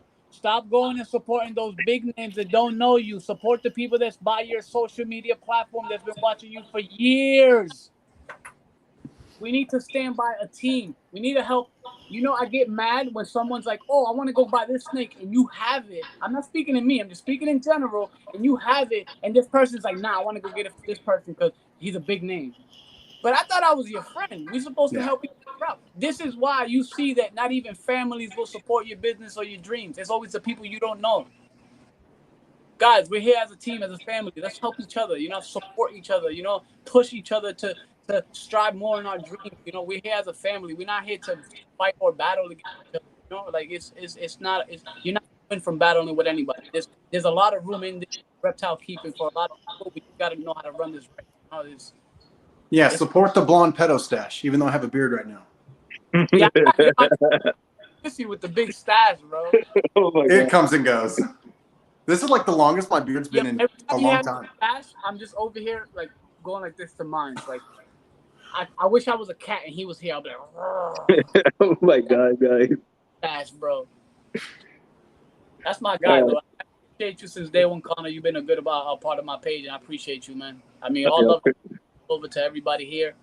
Levi, Chris, appreciate you guys. Everything you do, you know, I do well. I wish you success in everything you're pushing. I wish all your dreams come to play. And if your breeding seasons are coming up, I wish you well. Wonderful hatching. You know, like I said, we should hate each other. We should be here to help each other, man. And I always wish for the best of people. There's people who hit me up and be like, "Man, you've been doing this for 4 years. You still haven't breed." I'm not worried about breeding yet. I'm in a state that's affected, so there's no point of going crazy and starting to breed and get stuff crazy. I can't. I'm growing my inventory, and I'm growing my inventory. The stuff that I kind of feel that's put in a future or current blacklist, so I can push my passion. But in the future, you never know where JRL is gonna go. You never know if we move to a different state or what. So we just gotta work on numbers and are either 1-to-1s or 1. That's like us too. It's like, you know, I don't know if we'll always be Las Vegas, Reptiles, Arkansas. Like I might have to end up taking Arkansas off one day. I have no idea because like I don't want to stay in this state. I think Whitney's kind of on board. You know, even though we got little man on the way here, probably will be here for at least 2 years, probably. But I mean, I don't foresee myself staying here at all. It's just I don't see it. I don't see it happening. I really like South Carolina. Dude, man, you know what's calling me? Tennessee, my man. Tennessee. East Tennessee. Dude, oh my. Eastern Tennessee is up there with like Alaska for me. Bro, listen. You know what I see for 65,000? 65,000? 78 acres. No house. No house. But 78 acres, my man. I could say, you know what? I'll take a couple of you, just build your house, and we just have this whole thing going, man. What does have like one giant cul-de-sac and like one big warehouse? That'd be cool as hell. Dude, and you know, everybody come to work in the same big old facility. So I know that, you know, we're on a YouTube thing right now. And but like my biggest thing is like, you know, public speaking does not terrify me, you know, I'm fine. But like talking to this little dot, like Chris and I were talking about this morning, is like I have put off YouTube for so many years. And hold on, social media killed the reptile. Social media didn't play a big spot. Yeah, it's true. But it's also a lot smaller than two. But yeah, so like YouTube has like just talking to absolutely nobody, that terrifies me to no end. And then like putting your personal life into it just a little bit terrifies me, man. And I don't know how to edit, so I don't want to put out a shitty video. Like that's what scares me. Like that's the reason I haven't done it. Did you watch our last live with Billy? No, Chris and I were talking about this morning. No, Billy don't edit his shit, bro. Billy don't switch up. Billy don't change. Billy does the same shit he does off camera, on camera, and I could not implore you enough to do that. Don't go back. Don't edit it. You fuck something up. Well, that, you know, that's exactly what I told him. Yeah, he told me verbatim that this morning. I'm always preaching to this fucking guy about that. Like, if we get monetized, I'm not gonna stop cussing. If we get monetized, I'm not gonna stop vaping. If people got complaints, I don't give a fuck. Like YouTube that's monetized, that's worse. Worse. Seeing people getting murdered, like it's worse, bro. A little curse here and there, what's that gonna do? You know, it's different if you have your restriction and stuff like that, and you have it for like young kids and you will demonetize you. But if you have your page already set for 18 plus and stuff, they should not mess with you, bro. And that's the thing, though, is like, you know, because like I do a lot of what people and it's not just keeping pets. You know, of course, I have my pets. I breed. You know, I go herping. I go to the reptile shows. Like I do everything that encompasses. Like I have content. I guess. Like I have the stuff to do it. Yeah, but talking to a camera is weird. Yeah, but yet when I do this, I'm not uncomfortable. I'm totally fine. But I think it's like when I go in, it's just like, what's up, guys? You know, we're back. Like, and then I'm just like. You know what's the worst thing about that is that you're trying to focus on the camera because you're looking at the people, but then you go yourself and you're looking at yourself. You're not looking, and you're like, oh, yeah. It was hard. My first video was hard, dude, and I'm still not on YouTube. I don't have that much content because, like you said, it takes a lot to edit, and I work already enough with a lot of animals that I can't sit 4 or 5 hours just to edit. But editing is fun. That's an art form to edit. Then you can be my editor. I was gonna say, we can send them to you from the state, man. Bro, yeah, I mean, if you're doing like emails, I want it to still be entertaining, like, you know, like where you have like the background music or whatever, you know, like because like, you know, Kenan and Chandler, like they can just spit stuff off. They just keep talking, and there's like little to no ums or ands. They just keep going. Like I don't know if I can do that. They probably pre-rehearse that then. I was gonna say, you know what you should do is probably just walk around your house and record yourself for a couple minutes and just try until you open yourself up, and then when you go into social media, go into it like you just opening your camera. You know, like you're gonna do a video that's not gonna be posted, but something, let's say, from memory or something like that, just to keep it so you don't put too much. Because sometimes we go into something with full on, you know, energy and all this good stuff. Then when we hit live or we go hit record, it's a whole different feeling. You know what I'm saying? I remember my first Instagram live. I had to record a couple videos or just put my camera and be like, "How you doing, God?" Like it was just weird. Like, and I was like, "I'm just gonna go in regular," and I just went in. So I seen one person. Then when I just seen one person, they left, but I kept in my mind that person was still there, and I just kept talking to that person. I was like, "Hey, so I'm Jose. I'm also known by Jay. You know, we run Jay's Reptile Life. You know, by that time I had like 4 leopard geckos and 1 Chinese water dragon. You know, that's what I started with. Because I read so much on geckos, I'm like, leopard geckos is going to be cake for me. And that's what I worked with for the first year. And then we started running numbers. Then I started seeing a lot of people like the weirdness I carry. I guess my energy or just me cleaning. And, dude, there was a point that people were like, dude, you don't even got to talk. They just put the camera and let us just watch you clean. I was like, holy crap. So that's what I started doing. And I just got comfortable and people welcomed me in with open up. Everything went well from there. I go into live like I'm calling my family through FaceTime. That's literally how it is with the reptile community. Like I'll go into live like I'm calling my family. Like, oh, what's up, guys? Like I need to get better at going live. Like it's just like here late, like especially since I'll say like I was gone for a month again, but like it's like I have to give myself the time. By the time I get up, I go to work, I come back.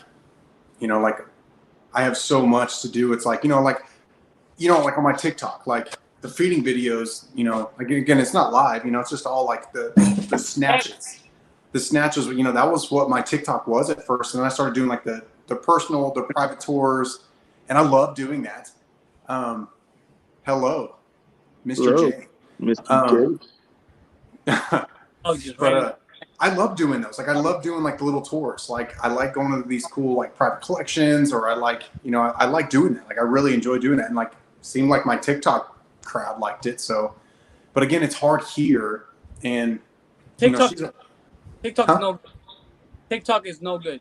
Listen, I was on TikTok yesterday, right, to kind of just show people my you don't even understand what happened to me. Some kid came in there, right, and because I just didn't want to randomly pull out snakes, certain snakes ate.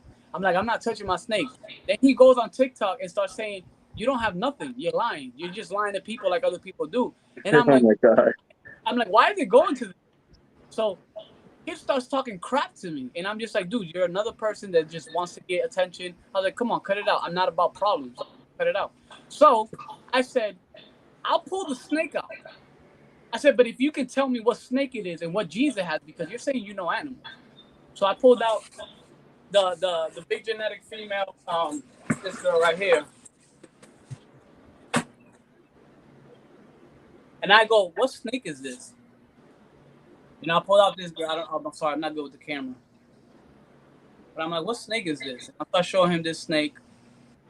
And the kid, like the comments are quiet. Like he don't say anything, right? So I'm like, okay. So I go and educate. First of all, I start speaking about normal ball pythons, where they come from, proper husbandry here and there. And the kid, I guess, must have felt stupid. He threatens me. He's like, I know who you are. I was like, okay, that's my name's displayed and stuff like that. My other platforms. Yeah, that's fine. Oh, and he shows my address to Wild Cargo Pets. I'm like, okay, what's this about? So it must have been somebody either I knew or something, but it must have been a young kid. So I go to his page from my nephew's phone, and he has no post. He's not following nobody. He has 13 followers. So he's just a kid who just likes to go and start drama, right? You know what he does after I found out and I told the people his account? He must have reported me for threatening, and they banned me from doing lives on TikTok. For something I did not do, defending myself, not even a curse word or anything wrong from me, all from him, and he reported me, and they stopped me from going live. Now, I've had videos removed for feeding. Like my anaconda ones, like I have a couple that went viral. Wait, are you talking about TikTok? Yeah. Yeah. Really? Yeah, everybody's like, that's the money right there. Everybody's like, go to TikTok. I've had a couple day bans and a couple of my videos removed. And so like at first I was reporting them. I was like, there's nothing wrong when I'm doing this. Like I'm putting the warning, frozen thawed, live feeding, whatever. That's what they want you to do. And you wait a few seconds. So if anyone wants to pass, they don't see it. That was like the whole thing a year ago. And so like, but people will report it. And so like, and I'd always get my video back. But while it was accumulating views and likes, it stopped because the algorithm went on to the next day, the next series or whatever. So I was like, as soon as it reported, I just re-uploaded it again. And then I'd get a 24-hour, 48-hour ban. But I mean, I haven't even posted in like a couple days. Or I posted yesterday, but I'm starting to get like a couple days of not posting. I've just been swamped. Yeah, it's not too bad, but I was like, I don't understand how I didn't do nothing wrong. I didn't want to show you a snake that just ate, and you say this, and then I get banned until the 18th, and they did, oh, you're banned till 18th. What? Now you give me a date? What did I do? So I mean, I told everybody, I was like, you know what? Just if you want to follow me on Instagram. I'm pretty good at Instagram. I don't have no trouble on Instagram. I'm all set. I change my passwords every 3 months so I don't get hacked. I'm on top of everything on Instagram because I've been knew what's been going on with Instagram. So other social media platforms, I think I'm gonna just leave it for everybody else. Have fun, man. Make it big up there for me, man. Yeah. It's crazy. I mean, the only thing I really focus on is YouTube with this freaking guy. YouTube is good, man. YouTube's awesome. I mean, think about it.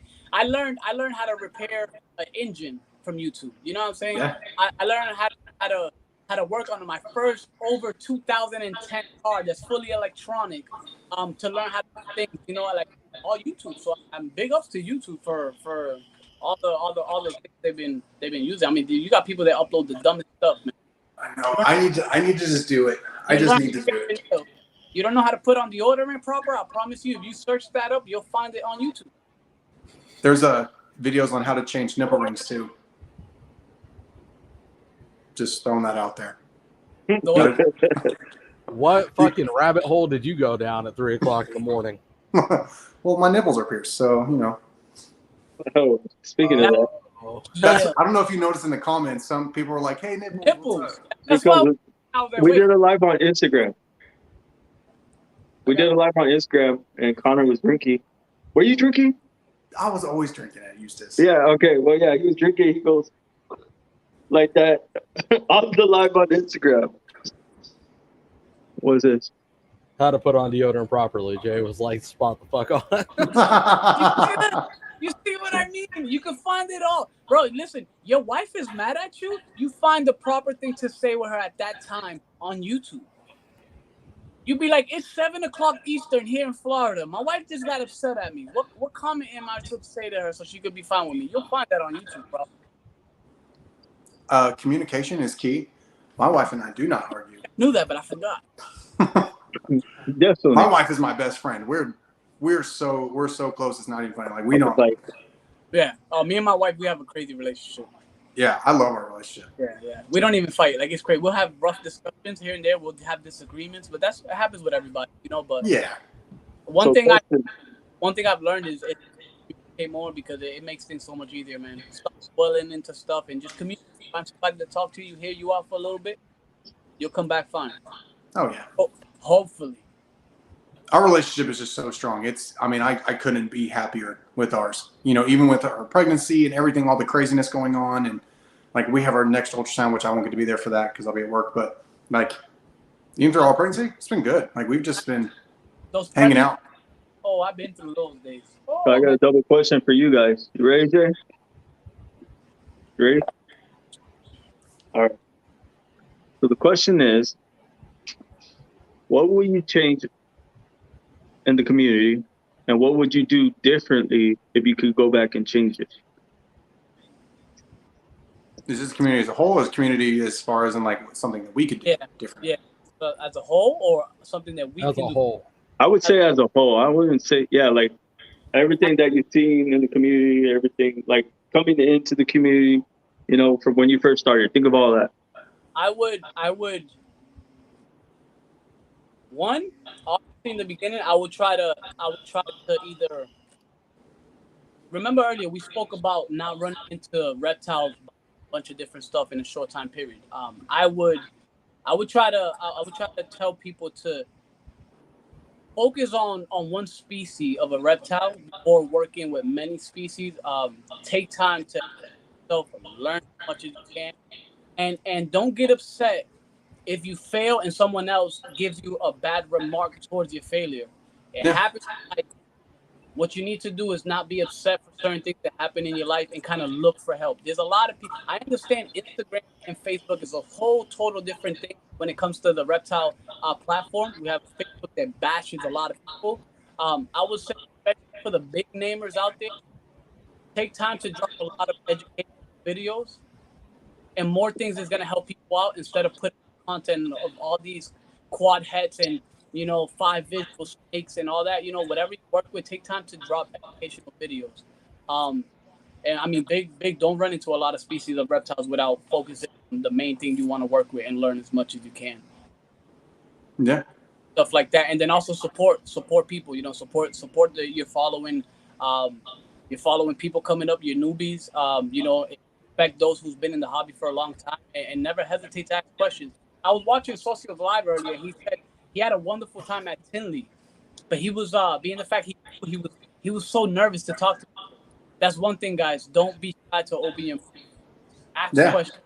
Yo, I'd rather people be like this than to fail without asking questions. So always have a room for open questions and be willing to take in all types of criticism, because it comes in this hobby.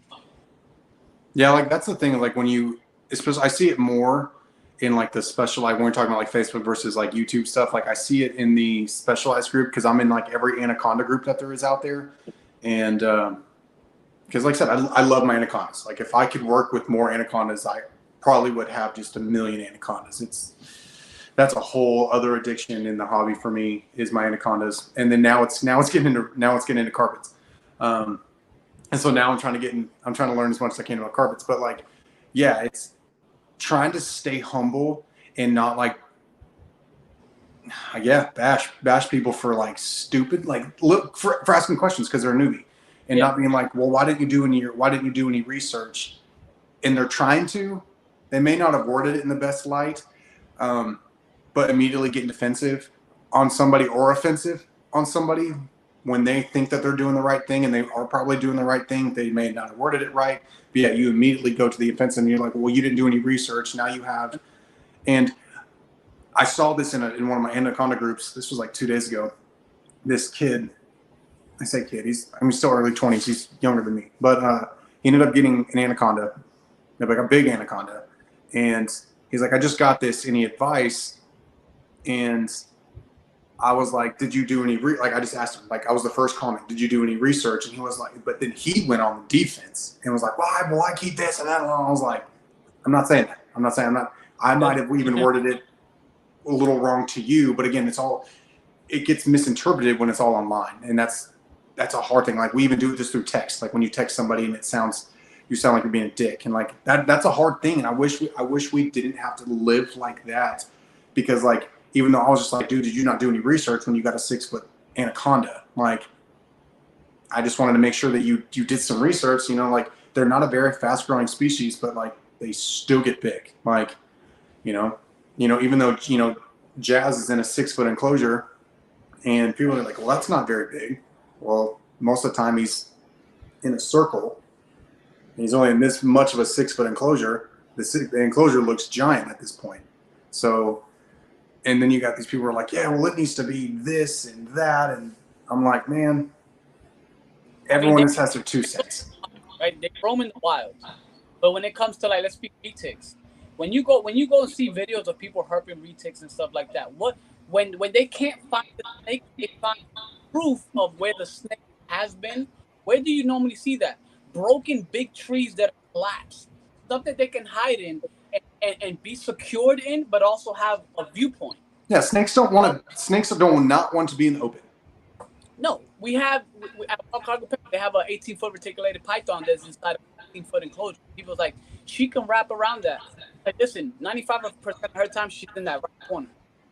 That's when she's at the right corner. The only time she's roaming is when you know this feeding time. Yeah, and she's on the hunt for something. Yeah. Like, look at snakes. The ball pythons, guys. Look at ball pythons that we have. Think about it. Only because we see a bigger species. Think about it the same thing as a smaller species. Bearded dragons as a baby. Bearded dragons could be fine 20 gallon for 75 watt in a 700 feet. As they grow, you increase wattage with tanks. With these guys, they're in a small thing. Ball python doesn't even roam half of that tub. Stays in one corner, poops in the other side, and then dumps her water yeah. He wants. Exactly. They just do better in that setup. Yeah, obviously in the wild they roam, but have we very little. Have we scientifically proven how far in, let's say, a 72-hour period reticulated python has managed to roam around in the wild environment? No. Think about it. That big snake is not roaming too much. It's gonna burn too much energy, especially hot, dry summer days. You know, they're not. I don't know. Yeah, I think newbies is just do research and ask questions before you open your mouth. You don't want to open your mouth to the wrong person and get schooled, and then it discourages you and it makes you not want to work in the community and feel everybody's a bad person. Not everybody's. That's also a big reason I have not done YouTube. Is like, I think there's also that in the back of my head. Is just like, I might say something. I've never wanted to put anything controversial on social media at all to stir up any kind of pot. I don't want that light. I don't want to be that guy. I don't want it. I don't want anyone to have a negative. You want to stir the pot? Oh, this is my goal. I promise controversy. Yeah, that's it. I just don't want it. I mean, I don't. I mean, I'm a responsible keeper. I do what I can, and I don't want to put anything in a negative light ever, especially in my area where it's already demonized. So, but like, yeah, it's the feedback because you think someone else who thinks that they know how to keep this animal better than you, because I keep mine in a breeder style setup versus having a giant fake tree and like a flowing waterfall. Like, I'm not a zoo. I'm not rich. Like, I'm a regular dude with a whole bunch of snakes. Okay. Like, I'm not over here big balling over here. And, you know, but yeah, my snakes do just fine. I still have clutches. I still have litters of stuff. Like, I had a whole litter of 35 babies in a 6-foot animal plastics enclosure. Oh, wow. Perfectly fine. For no stillborns, all of it was good. But yet, because she's not in a naturalistic setup, I'm the bad guy, and I don't know. How do you turn criticism? I want you to add that fake foliage, and then they'll be like, there you go. Now it's well, there, I went to Hobby Lobby, and I got some fucking leaves. There you go. Yeah. Well, the funny thing is, you brought up, like, you almost identically called out Barczyk's enclosure that he has set up for his anacondas. Every video he does with those anacondas, they're normally in one of two spots. They're either coming up to him for food, they're wrapped up in the corner, or they're in the water. Like, they're not running around this damn thing like a freaking track dog around a track. I will say that enclosure is massive. It's bigger in person than even it is on the vlog. Yeah, I heard about that enclosure because we see it from a front view. We don't see the depth. It's big. Like, but you don't see the anaconda running around it. It's great. It's an awesome, like, it does what it's supposed to do for what he's doing. When you walk in, you're like, oh shit, This is badass. Look at the tree. Look at the water. Oh, there's the snake buried in the corner. Yeah, because it's funny That's the part that people neglect. Ariana, she used to hide up in the tree. Like when you're looking at the enclosure, it's the tree and it has kind of like a nest up top. That's where Ariana used to sit, and Jazz kicked her out of that. That became Jazz's spot. That's my spot now, man. Yeah, he's bigger than her. Hey, man, I think about it like this. As long as that animal is receiving its proper humidity, its proper temps, that animal is not sitting in a cold enclosure where he's getting fed and not having the proper heat to break down the feed. You know, as long as that animal's sustaining himself and he's doing good, guys, don't go bash people. Remember, there's people who have zoos, rehabilitation centers, just normal reptile keepers. Not everybody's setups are the same. And I want to put one big thing. People who ask, oh, man, can you help me? I want to keep my tanks how you have yours. The temperature and humidity, how you have yours. Guys, remember, things work different in different states, different ambient temperature. It all works on how you are in the state that you are. I can't tell you to go do a full-on bio the way I have one line with the certain lights that I have, because you'll probably need more wattage. You'll probably need less humidity, you know, because you'll probably be in a colder climate and stuff like that. Like, it's just different, you know, so fine. That's why it's good to ask questions with people that live in different states, that house animals in different conditions from inside outside, because you learn, and then you find your way of implementing that way. It took me a whole 8 months to learn how to get everything here with everyone at proper temps and humidity. It took me 8 months, and everybody started going good. Like, look at Russ, like you said, with everything with the snake. I thank God, you know what I'm saying, I go winter cocoa. I go winter cocoa. I go summer paper towels, and I get a lot of people who bash me. Oh my God, the paper towel! I've never had not one issue shedding. With babies, I use paper towel. I have a normal female right now that got surrendered to me that came with 3 layers of stuff, eye caps. Yeah, like we use I forget who we get it from. We get the giants, like 3 to 4 foot wide. I don't know. I guess it's like butcher. It's not butcher paper, but it kind of like a butcher paper. And like we have this giant roll. Yeah, I know what you're talking about. Home Depot, right? Like masking. We get it on Amazon.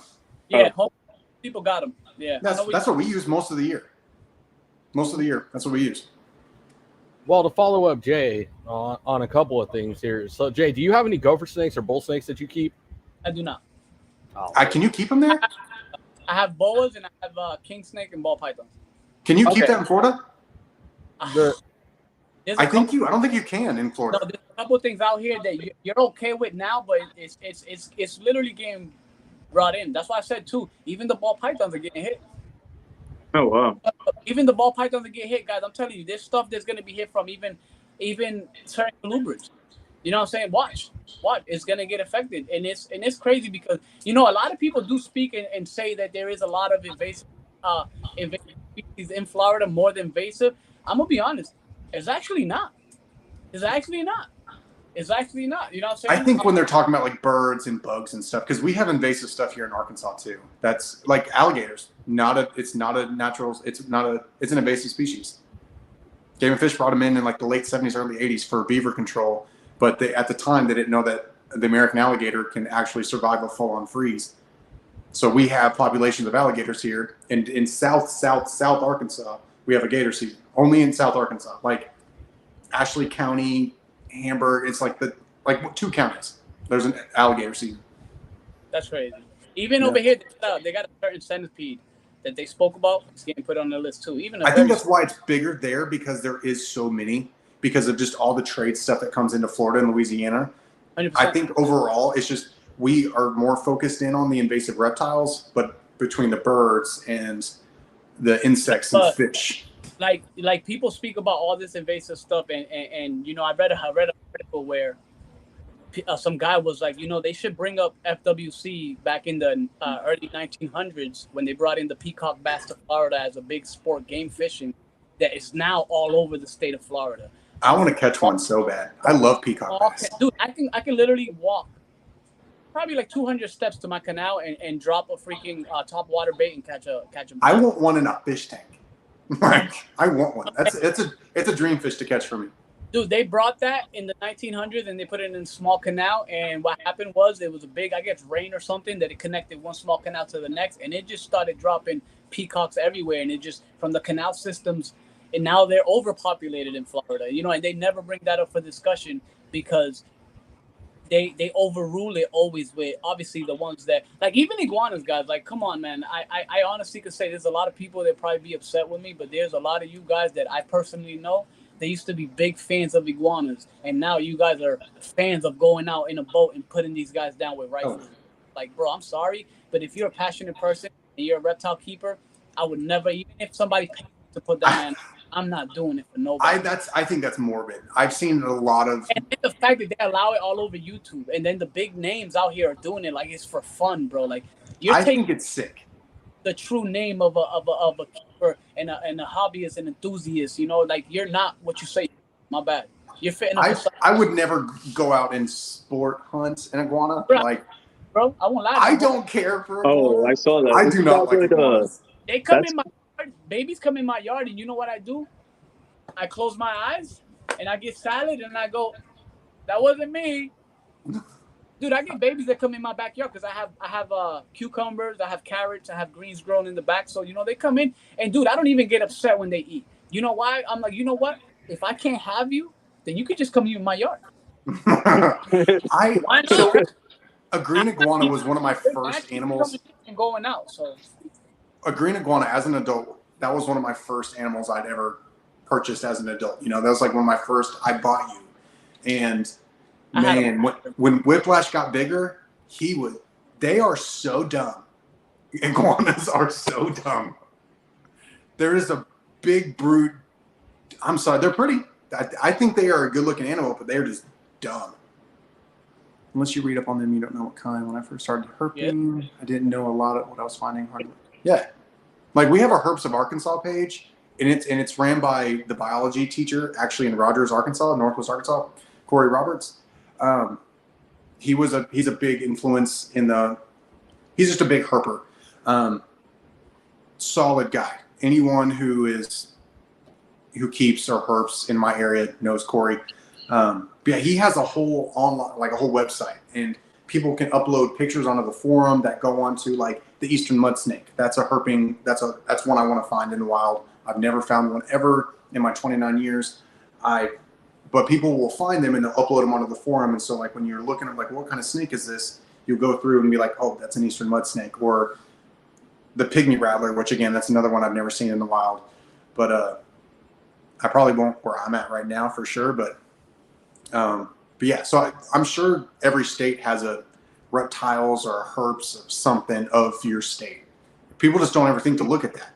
Right. Well, so here's one. I asked it on the live not too long ago, and nobody I've asked in general can answer this question for me. So we here in Arizona, the Western Diamondback is a huge thing, right? It's our state. It's not our state snake, but it might as well be. Yeah. We got the Arizona Diamondbacks. It's the most common snake that is talked about when it comes to Arizona. You think about the Western Diamondback. So it's all the rattlesnake species out here are commonly found on people's yards or in their front doors. So Rattlesnake Solutions came up with this business to be able to call them and relocate these animals, save their lives, et cetera, et cetera. Just off the top of your guys' head, think about Arizona. What is the number one most relocated snake that they have to deal with? I mean, based on what you said, it sounds like it'd be the Western Diamondback. What do you think, Jay? I think the same thing as well. Not even close. It's the ball python. What? Let that sink in. That is the number one most relocated snake that Arizona Rattlesnake Solutions gets calls on. Yep, seriously. I said the same thing. I was like, you live in Arizona, Diamondback. Nope. Nope, not the How Diamondback. often do you come across Gila monsters? It's 1 in 100,000. That's another dream pet. That's on my list. We should go herping in Arizona, Colin. If you come out here, Darian already said he'll take us out there. If you come out here, I got a guy that'll take you out to a spot that can't be named, that they're guaranteed to be found. I like that spot. Over there, and I'm gonna cut myself, and I'm gonna put my blood there. And I'm gonna have your. It's like what is the iPhone? Drop your location. I'm gonna put my location. See, like we have a whole thing to have all like the heliderms and stuff. Like you have to have.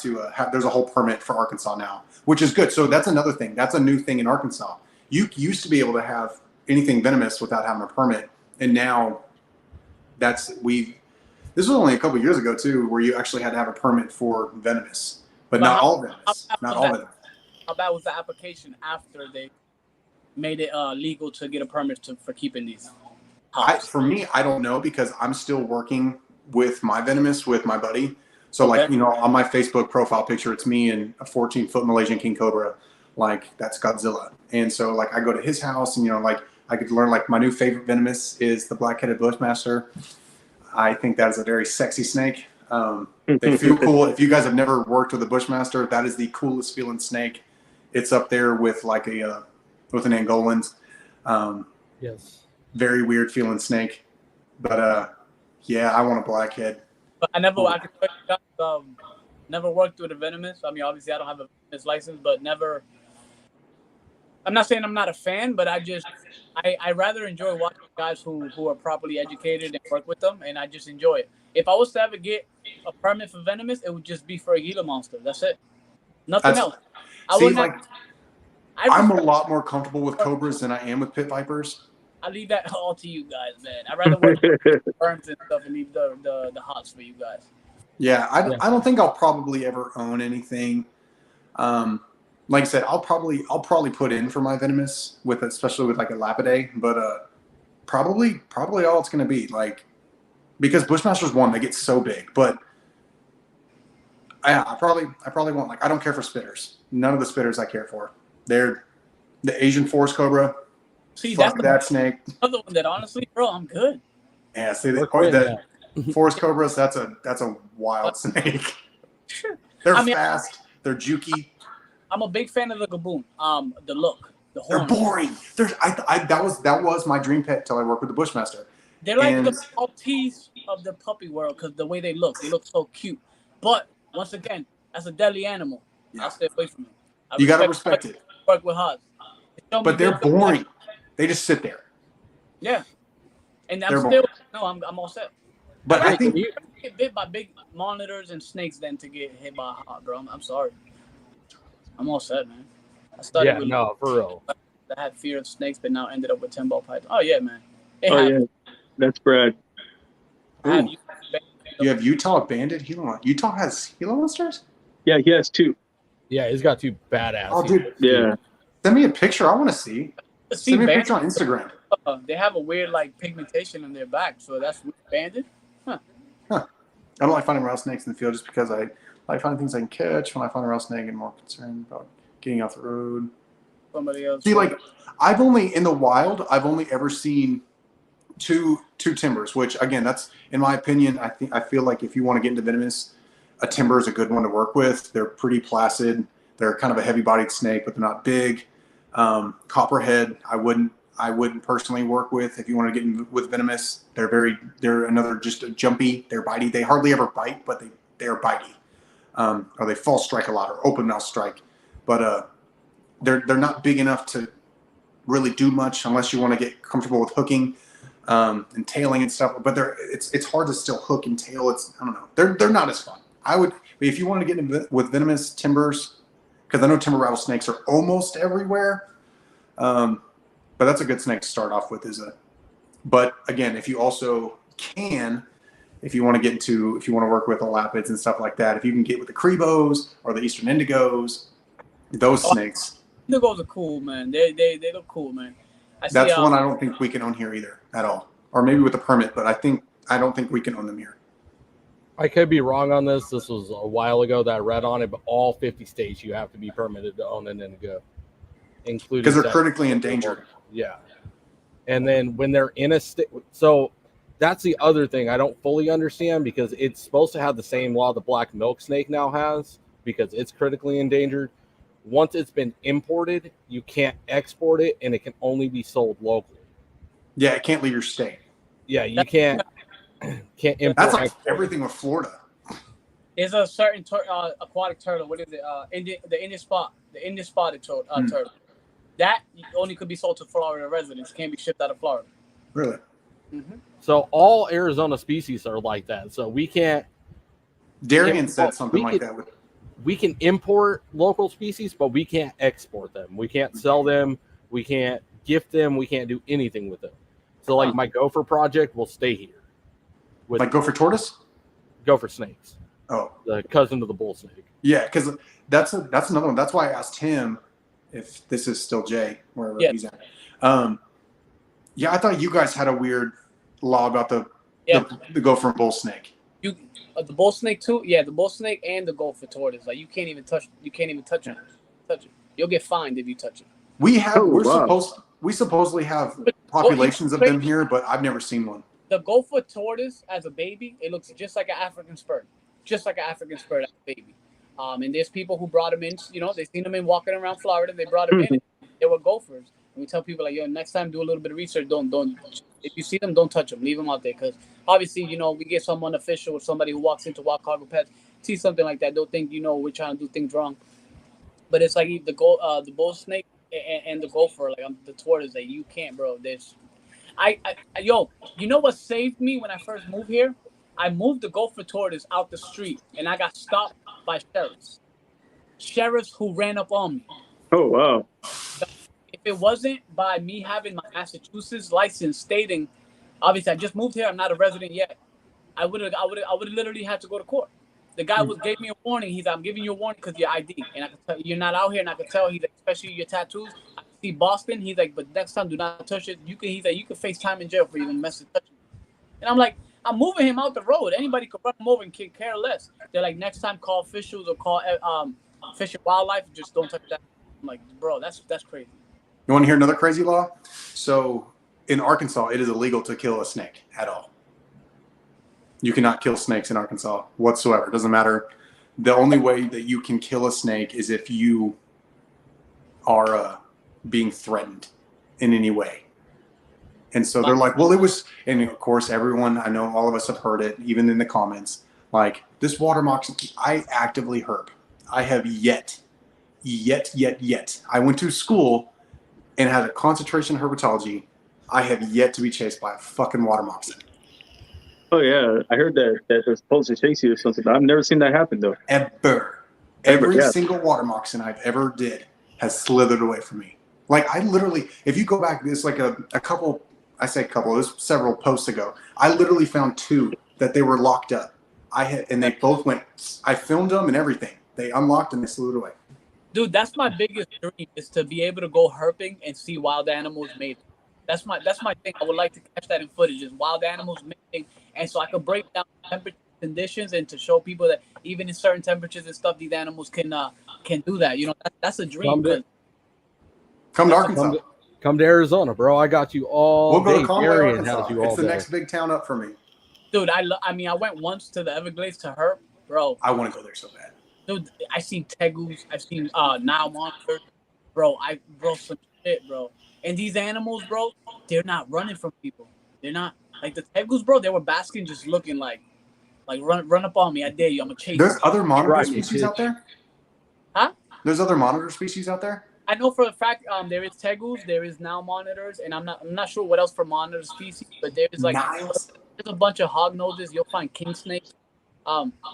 A bunch of stuff out here, bro. You'll find like literally. We didn't even go at the proper time because my friend flew from New Jersey, came here, visited me. We picked up. We went like early 9 in the morning to go herping, and we didn't go at the proper time. The best time to go herping here in Florida is in between that 5 in the morning to like 8. From between that sun up, and then you want to come back early afternoon from like 3 to when the sun starts coming down, because you can catch them on the road.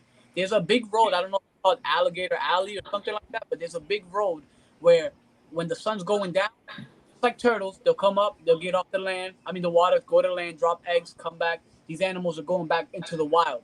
They come up to the dry thing to bask, monitors will come and try to eat. Then when it starts going down, they'll come back out. But I know for a fact, if we was to do that, guys, we would have seen so much crazy stuff. We've seen we've seen aquatic turtles just roaming through the forest. You know what I'm saying? No water around, but just migrating around. I seen 2 foot wide trails. 2 foot wide trails. You can see the tall grass like bent. And dude, I'm 5'7" and I'm walking on like 6 foot tall grass. So I can't hardly see. And I'm like, yo, if a big snake pops up. But as we know, guys, listen, don't ever think that even going out there to look for animals, the first thing you're going to have is a snake attack you. Think about it first. A lot of things can happen with animals biting you, especially snakes. You can get mouth infections, they can lose teeth. These animals actually guard themselves by defense and letting you know in other ways, hey, I'm here, back away. You know, you get anything, you know, rattlesnake will rattle. You'll get shot or anything, so don't ever hesitate or feel scared when you go herping. Just walk. Obviously, go with venomous proof or bite proof boots. But go with a buddy, because anything can happen. Yeah, go with someone educated and don't go in there thinking you're just gonna get attacked, because the last thing an animal wants to do is attack. They'll try to get away from you. But listen, if you see a big snake, leave it alone. Just leave it alone. You cannot touch a Gila monster in the wild. Like Leave at it all. alone. They are on the national protected list. The Gila, wow. Yeah, they said it's a big, like Brad told us, it's a huge fine, or it's a And jail that would time. be so hard not to take home. I'm not even gonna lie. Here in Arizona, it's $5,000 in jail time. Oh my They're God. giving you $5,000 fine to catch you with a green iguana in South Florida. Damn. Yeah, but they'll give you a high five if you kill him. Don't understand it. Just don't understand it. I think We Russ just need to like.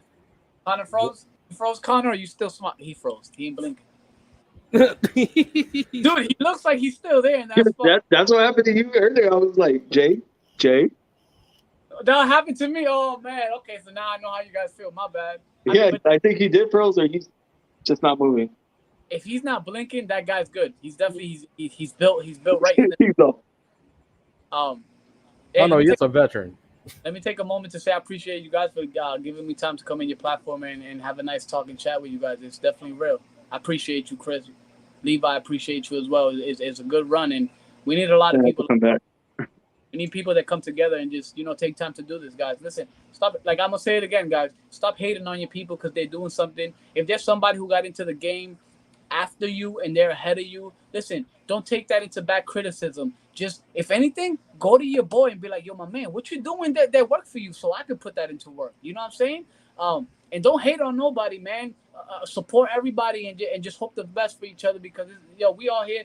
God forbid, right now, something big happened in your life, but you were struggling, then you could get ahead, from your past expressions and how you dealt with certain things growing up in the community will change your mindset. And when you get that money, you're going to the game on a whole different, like a whole different aspect. You know what I'm saying? Go in there with great intentions and go in it because you love what you do. And remember, always focus on one species first.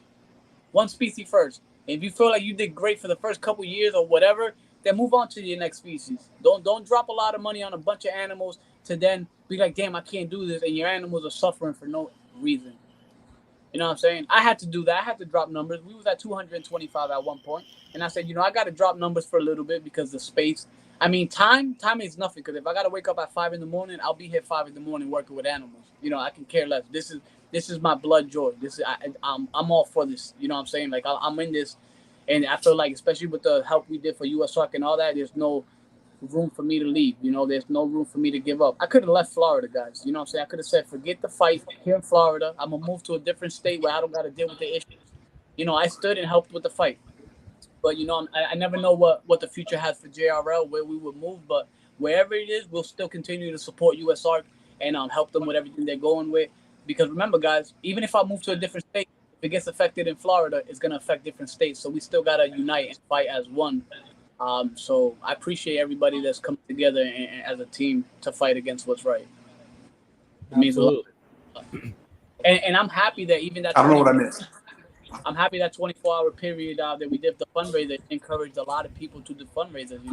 Like somebody hit me up and asked me, hey, would you be mad if people do it? I was like, no. Why would I be mad? We just did something positive. If more people do it, that's more outreach. I was like, nah, I'll be happy.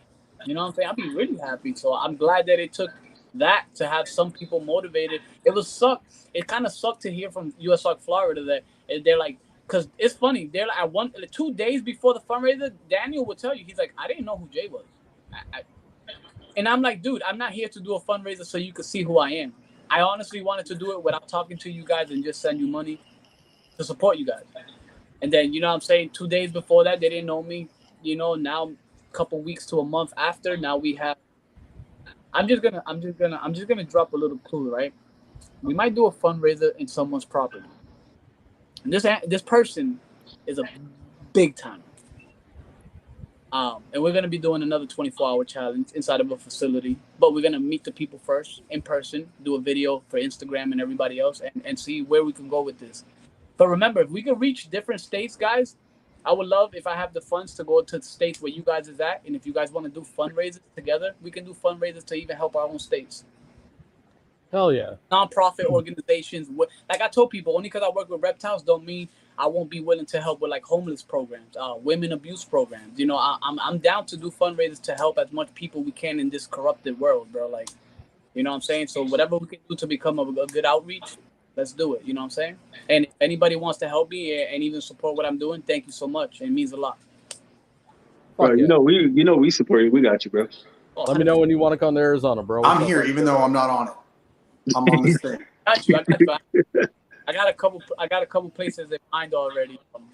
Especially with one, I want to take a trip to do a weird 24-hour challenge in a weird place I've never been at. But I kind of want to see what it does.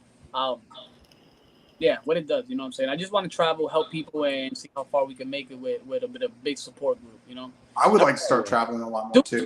It was a lady who started on TikTok, right? And she was doing a journey. She was going through 18 states on her bike. Yeah, she did this because I guess she lost her mom and she wanted to fight battle cancer, which her mom had passed, but she couldn't because she dealt with a personal issue. So she said she wanted to sacrifice her body and let her body go through as much pain as her mother suffered, but follow the 18 states that her mom wanted to go to before her death. And dude, the outreach she reached, she slept in a tent, she caught flat tires on her bike, put new inner tubes, patches. Like it was inspiring. You know what I'm saying? So things like that, what other people do, kind of inspire other people in different ways to kind of get up out their butt and do something. You know what I'm saying? So even that little bit we did, you know, it kind of even opened up my mind to do more. Yeah, that's what's up. Oh yeah, that's fucking awesome, bro. I woke up the next day when my wife checked my back. I probably had you could play connect the dots with my back, all the bites. I had bites in the foot, and I was so hyped and amped and drugged off HDHD, bro, that I didn't feel nothing till after I got in the shower and that hot water hit me. I was like, oh, all the bites started itching and burning. I was like, damn. I can imagine. Yeah, it was nuts, bro.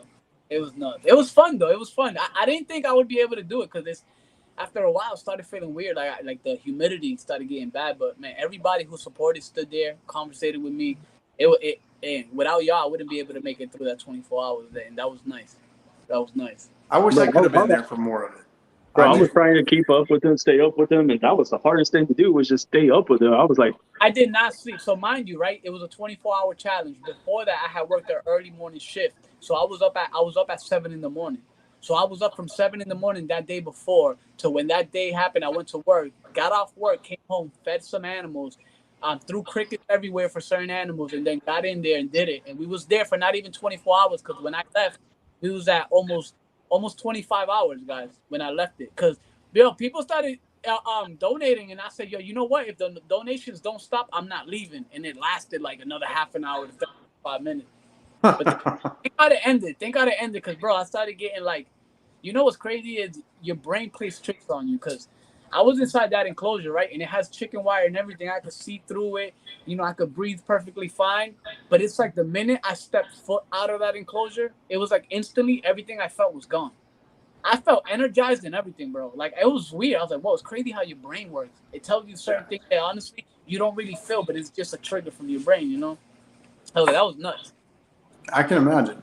I ate like 5 Hot Pockets, pizza Hot Pockets, bro. It was crazy. It was crazy. I mean, I'm glad we was able to make you so happy. Like, they tell me all the time, they're like, yo, you guys in the whole community is crazy. And what they said is people like us make them want to work harder. So we did something good, guys. We did something good. Fuck yeah. I love it. That shit was dope. And then we had Serpents and Darian do one right after. I was like, hell yeah. I was like, that was dope. Now let's keep an algorithm. Which I understand we're in a certain time of life where things are hard. A lot of stuff is getting up in price. So I understand for people that can donate and stuff like that. But it's simply, sharing, getting more people to watch, getting involved, and even sharing. Like, dude, till this day, I walk around when I do Uber and DoorDash. I walk around the petitions, and I give them to every customer. I give, hey man, if you take 5 minutes and you just scan this on your phone camera, it will take 5 minutes. You just in a quick note and tell them how you feel about having reptiles, and it helps out. And I do that. Yo, whatever way I can find to help out, I'm doing it, bro. If your bag of food doesn't have it stapled, I'm putting a thing in there. If it does, then I'll give it to you hand to hand. But I'll be giving it to everybody, bro. That's awesome. That is awesome. Hell yeah. That's pretty cool. Yeah, my nephew goes to the high school up the street. We gave him business cards and stuff. He gives them out to his friends. But I said, listen, don't just give them to people that's going to grab them and throw them, because talk to them a little bit. Let them know what it is about. If they have a pet, whether they have a fish, to whatever it is, talk to them, And I think Thursday I'm going to wake up early and go to the school where 7-Eleven is before the let out. These kids go to 7-Eleven when they all get out of school. And I think I'm going to take time. If I could buy a air horn before that, bro, I think I'm going to try to cause a little educational video there for Instagram, and also talk to those kids and even take pictures with kids, see how much kids we could get involved, and even have them to talk to their parents, to visit more zoos, visit more, more places that work with reptiles, even vets, there's McCarthy's Wildlife. There's, you have a lot of people out here. There's an aquatic place. I forgot the name of it, but they work with a lot of injured aquatic turtles. And these are females, guys. These are 4 I would love to work with sea turtles. Dude, they work. No, this is not just sea turtles. A bunch of aquatic injured turtles. Like, oh, really?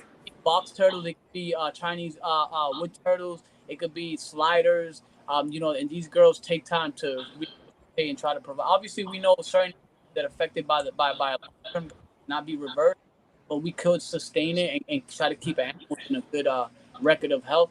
But these girls, people like that, it take time to just visit places and learn. That there's so many ways to get educated. You don't have to just buy books, read books, hit up people, visit places. In your local towns. What I kind of want to do, guys, I want to find a person that I could talk to speak about Petco, PetSmart, Pet Supplies pamphlets. We have information that these guys provide that's like 1980. We need to find people that we could talk to see if these guys can update their pamphlets on I used to manage Petco and a PetSmart, so I can tell you firsthand that there's not a lot of training. There's not involved. Dude, I go into places and I buy stuff and I got to educate their employees. Dude, people would look at me like I walked in and I said, man, there's a 11-inch veiled chameleon inside a 8x8. Yeah. Oh, but we sell them fast. And I said, you guys do not. I said, I've been here. Not fast enough. I said, I've been here a week. You guys do not sell that. I said, you know what you probably sell more here? Crickets and goldfish. Yeah. I said, but you don't sell reptiles that fast. I said, I think you should not put that animal there. Oh, what are you talking about? Do you know what you're talking about? And honestly, I just walked away. I didn't go put pride high. And I'm a reptile. I didn't put none of that. I said, okay, ma'am, if that's how you feel, have a wonderful day. And that's it. I just walked away because I'm not going to pick a fight. I'm not going to be, I'm better than you. I'm smarter than you. I know more. I'm not that person. I'm just like, wow. And these guys get hired and they ask basic questions. Like one of the employees I know from there, he's like, dude, they asked me if I know how to change light bulbs, if I know how to check temperatures. And he's like, dude, they asked me the most simplest stuff for a reptile position. I said, me as a reptile keeper at Wild Cargo Pets, I had questions asked to me. I had even stuff that was asked to me that has nothing to do with reptiles to see if I even be like, yeah, I know about that. You know what I'm saying? Yeah. And I'm like, yo, it's because there's people who care and there's people who just want the business. For sure. The best thing is always quality before quantity. Because if you have quality, that's why we've downsized. If you have quality, you'll be able to get a bunch of quantity. You know what I'm saying? If you just have quality and after a while your quality just hits the ground, everybody sees the quality you have and kind of eats away from you and find someone else that provides better. Because all we all want is a very healthy animal to provide for, as our pet or bring them into our facilities or our home. So it's crazy. There's a lot of stuff in the community. I think I should have added that in the community thing you asked me was, find people to help out even certain local pet stores, help them educate more of their employees to learn more, to be able to be more of an outreach to people, Absolutely. And that was like one of the questions we were going to ask you, Jay. Like, what is this a positive message that you would send? It's like our closing question. But like, what is the positive message you would send out to the community? And you just did it. And now we're asking Connor, what is your positive message? That's really just another one. you can't get any better than that, other than reaching the people who don't have anyone to actually talk to. Because, like I said, I have 5 years of pet retail experience, even though it was in the past. Like, there's not enough positive information versus just like the very, very basic information that you're getting from some of these people who might keep some animals, but they're not knowledgeable enough on everything that's in their store. So when you want to go buy your first ball python, even though it's hard to promote buying a snake from a Petco or PetSmart, and a lot of people want to be like, well, I'm rescuing from the store. It's neither here nor there. But yeah, like getting the proper educational information out there to give to these people who want this animal. But yeah, I'm sorry, I'm getting a little tired. It's been a day, but yeah, just putting out positive information, the right information to these new pet parents, because that's what they need. They don't need the little pamphlet you get in a little plastic card holder thing on an end cap of a pet store. And even the mom and pop pet stores, most of the time, I think, have a better understanding of the proper husbandry of some of these things, because they're generally in an enclosure versus those Petco, PetSmart exhibits. You know what I'm talking about? It's like go around. Yeah. They recycle to sit there from growth and stuff. They'll move ones from smaller tanks to move on the top to the dude. I went the other day to find 3 Russian turtles just sitting. I mean, 2 Russian tortoises just sitting in a small octagon tank, bro. They were hitting their face, their mouth, the beak, bro. It was overgrown, and I'm like, it sucked because I was still doing Las Vegas at the time, and so like I knew how these animals should have been kept, but I mean I couldn't, because I was bounded by Petco and PetSmart's, legalities of how we can treat these animals and what we can do before we call a vet. And it sucks when you're like, I can help this animal, but your hands are tied because it's a corporate business. They don't let you. No, and I was a manager of a store. Like I was. Sucks. This kid that works at PetSmart tried to tell the owner, the boss, hey, it's been magazines and there's been proven facts that leopard geckos are starting to go blind with the red light. And he's trying to encourage them, hey, let's take those off and put a small UVA or a small heat lamp, or just put them on heat pads and stuff with an LED. He's like, no, we can't do that. He's like, dude, you're putting albino leopard geckos under a red light. It's gonna suffer. It's gonna mess with the vision. Fucking kill that. Bad. Yes.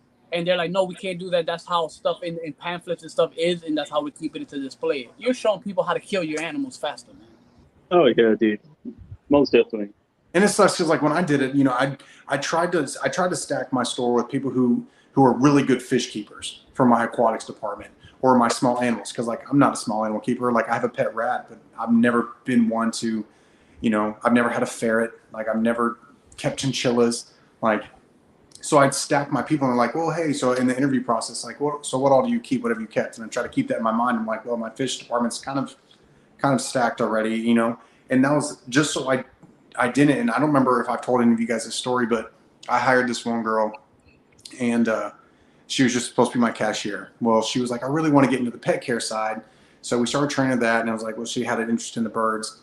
So like, I wish I had time for birds. Connor always comes in with advice from working. I have a lot of pet retail story or experience, but she was clipping the wings, the flight feathers. Well, come to find out, we kept getting repeat customers of like all of our parakeets and our cockatiels dying, and I'm just like, what? We all of a sudden never had any problems with this, and then they just keep dying, and they keep coming back during their like the 7-day guarantee or whatever, and come to find out, she wasn't chopping the flight feathers off. She was chopping the tips of their wings off. And so the part that folds in, she was chopping. So she was basically chopping their fingers off. Basically demobilizing them.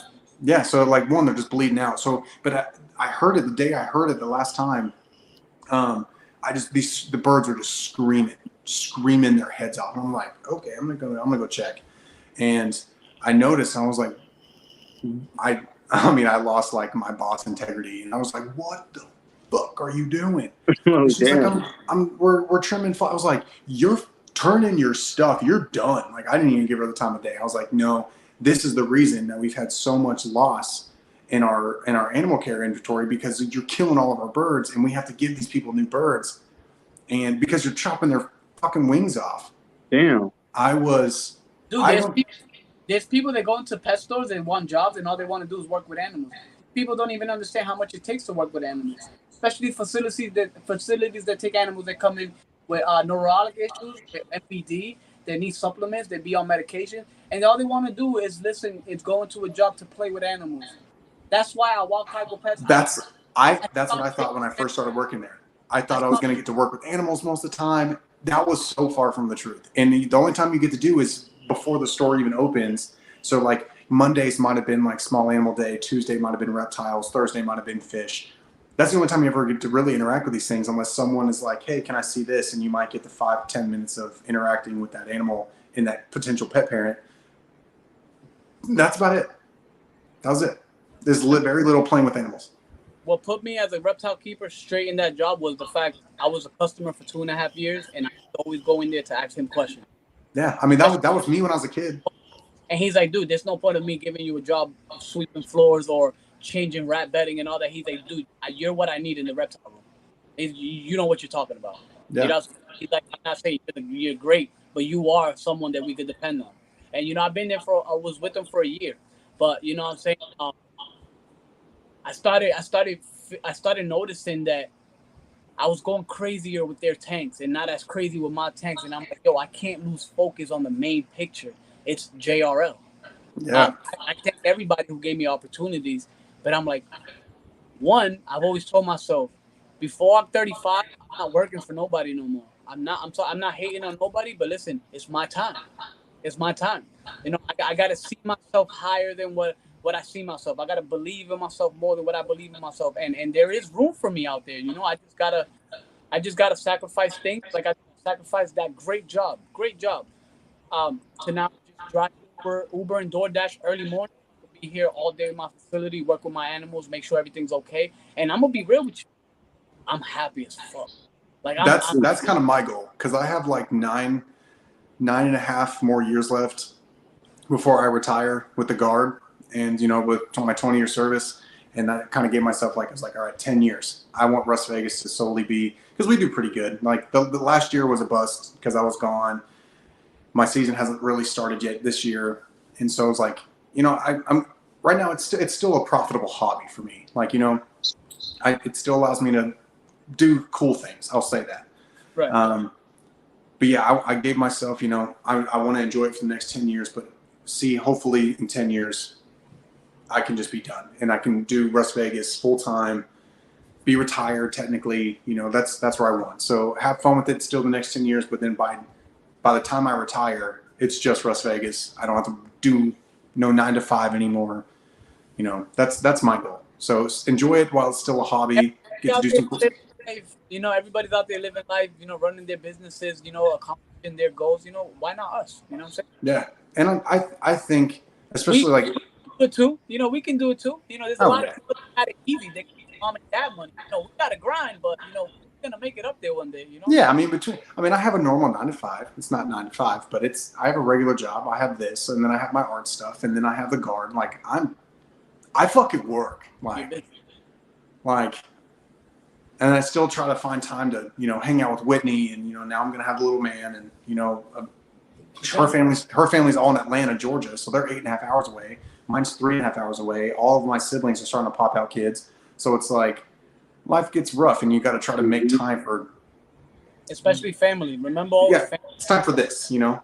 I'd still want my family to still completely be a part of this, but it's, you know, it's funny, speaking of that, like, my parents never thought this would ever be anything. They thought I was just gonna be that weird kid. He was gonna be a phase. He's gonna have a couple snakes. Never thought I would travel. Never thought I'd have the critters that I have. Never thought I would actually make a chunk at the end of the year. And because, like, when they want to talk, it's like, oh, well, how much is this? Oh, I'm like, you asked. They never would have thought I would have done something with it at all. Dude, my best friend told me that he didn't think JRL would ever be nothing. When I was sitting on an 8x10 shed with a 10-gallon with 2 leopard geckos and a Chinese water dragon, he's like, because I dream big. I dream big. Whether I'm broke or not, I dream big.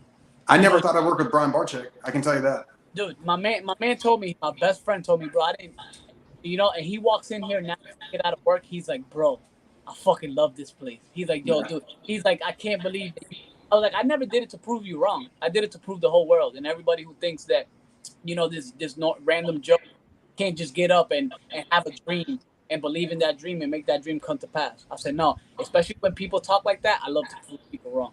Yeah. Because I was just that weird turtle kid in high school. I mean, I played football and stuff, but like I was that turtle kid. And yeah, people, I mean, I don't associate much with people from high school, but they see my profile picture and they're like, what the fuck? Like, or hey, I'm in Virginia doing cool shit with other snakes that I'd never get to ever handle, or go see Max and Kayla. Like, did that? Yeah, I'm having a kid in like less than 2 months. But yeah, so it's been a ride. But guys, I probably am gonna have to call. I still gotta go feed snakes. No, you're good. We're about to close it off right now. Finish it. Thank you guys for coming on. No, thank you for having us on. Having us, yeah, means a lot. It was awesome. I definitely want to come back on again. I might bring an adult beverage next time. It was fun. I don't. I feel you on that, brother.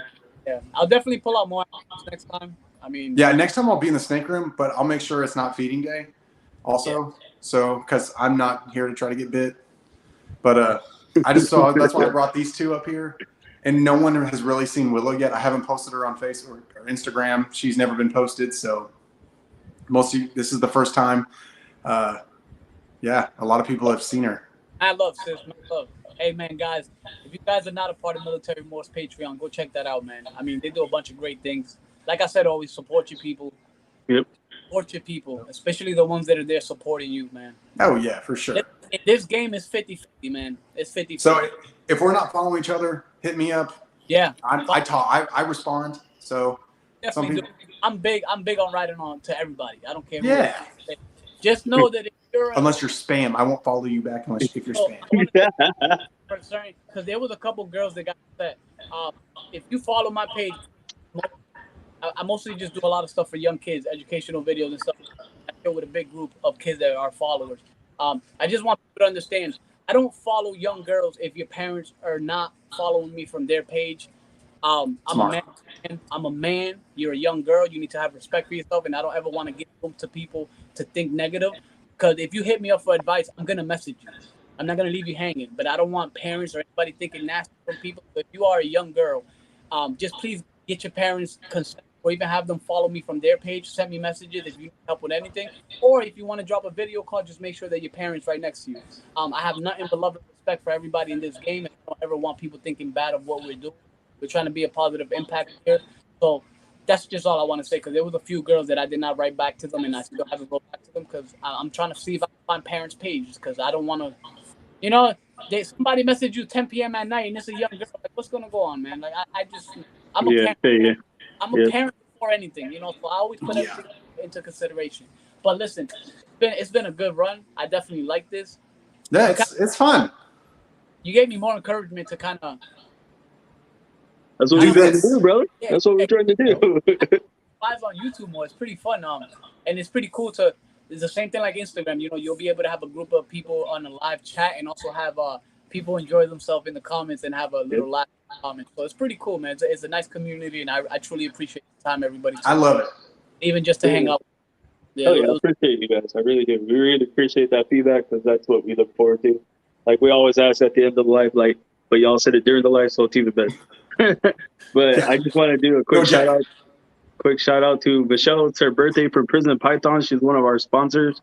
And then I'm going to place our sponsors on the screen here for you guys. We got Baby Jesse's Reptile World, Aloha Creation, Fried Critters, and Eden's Den.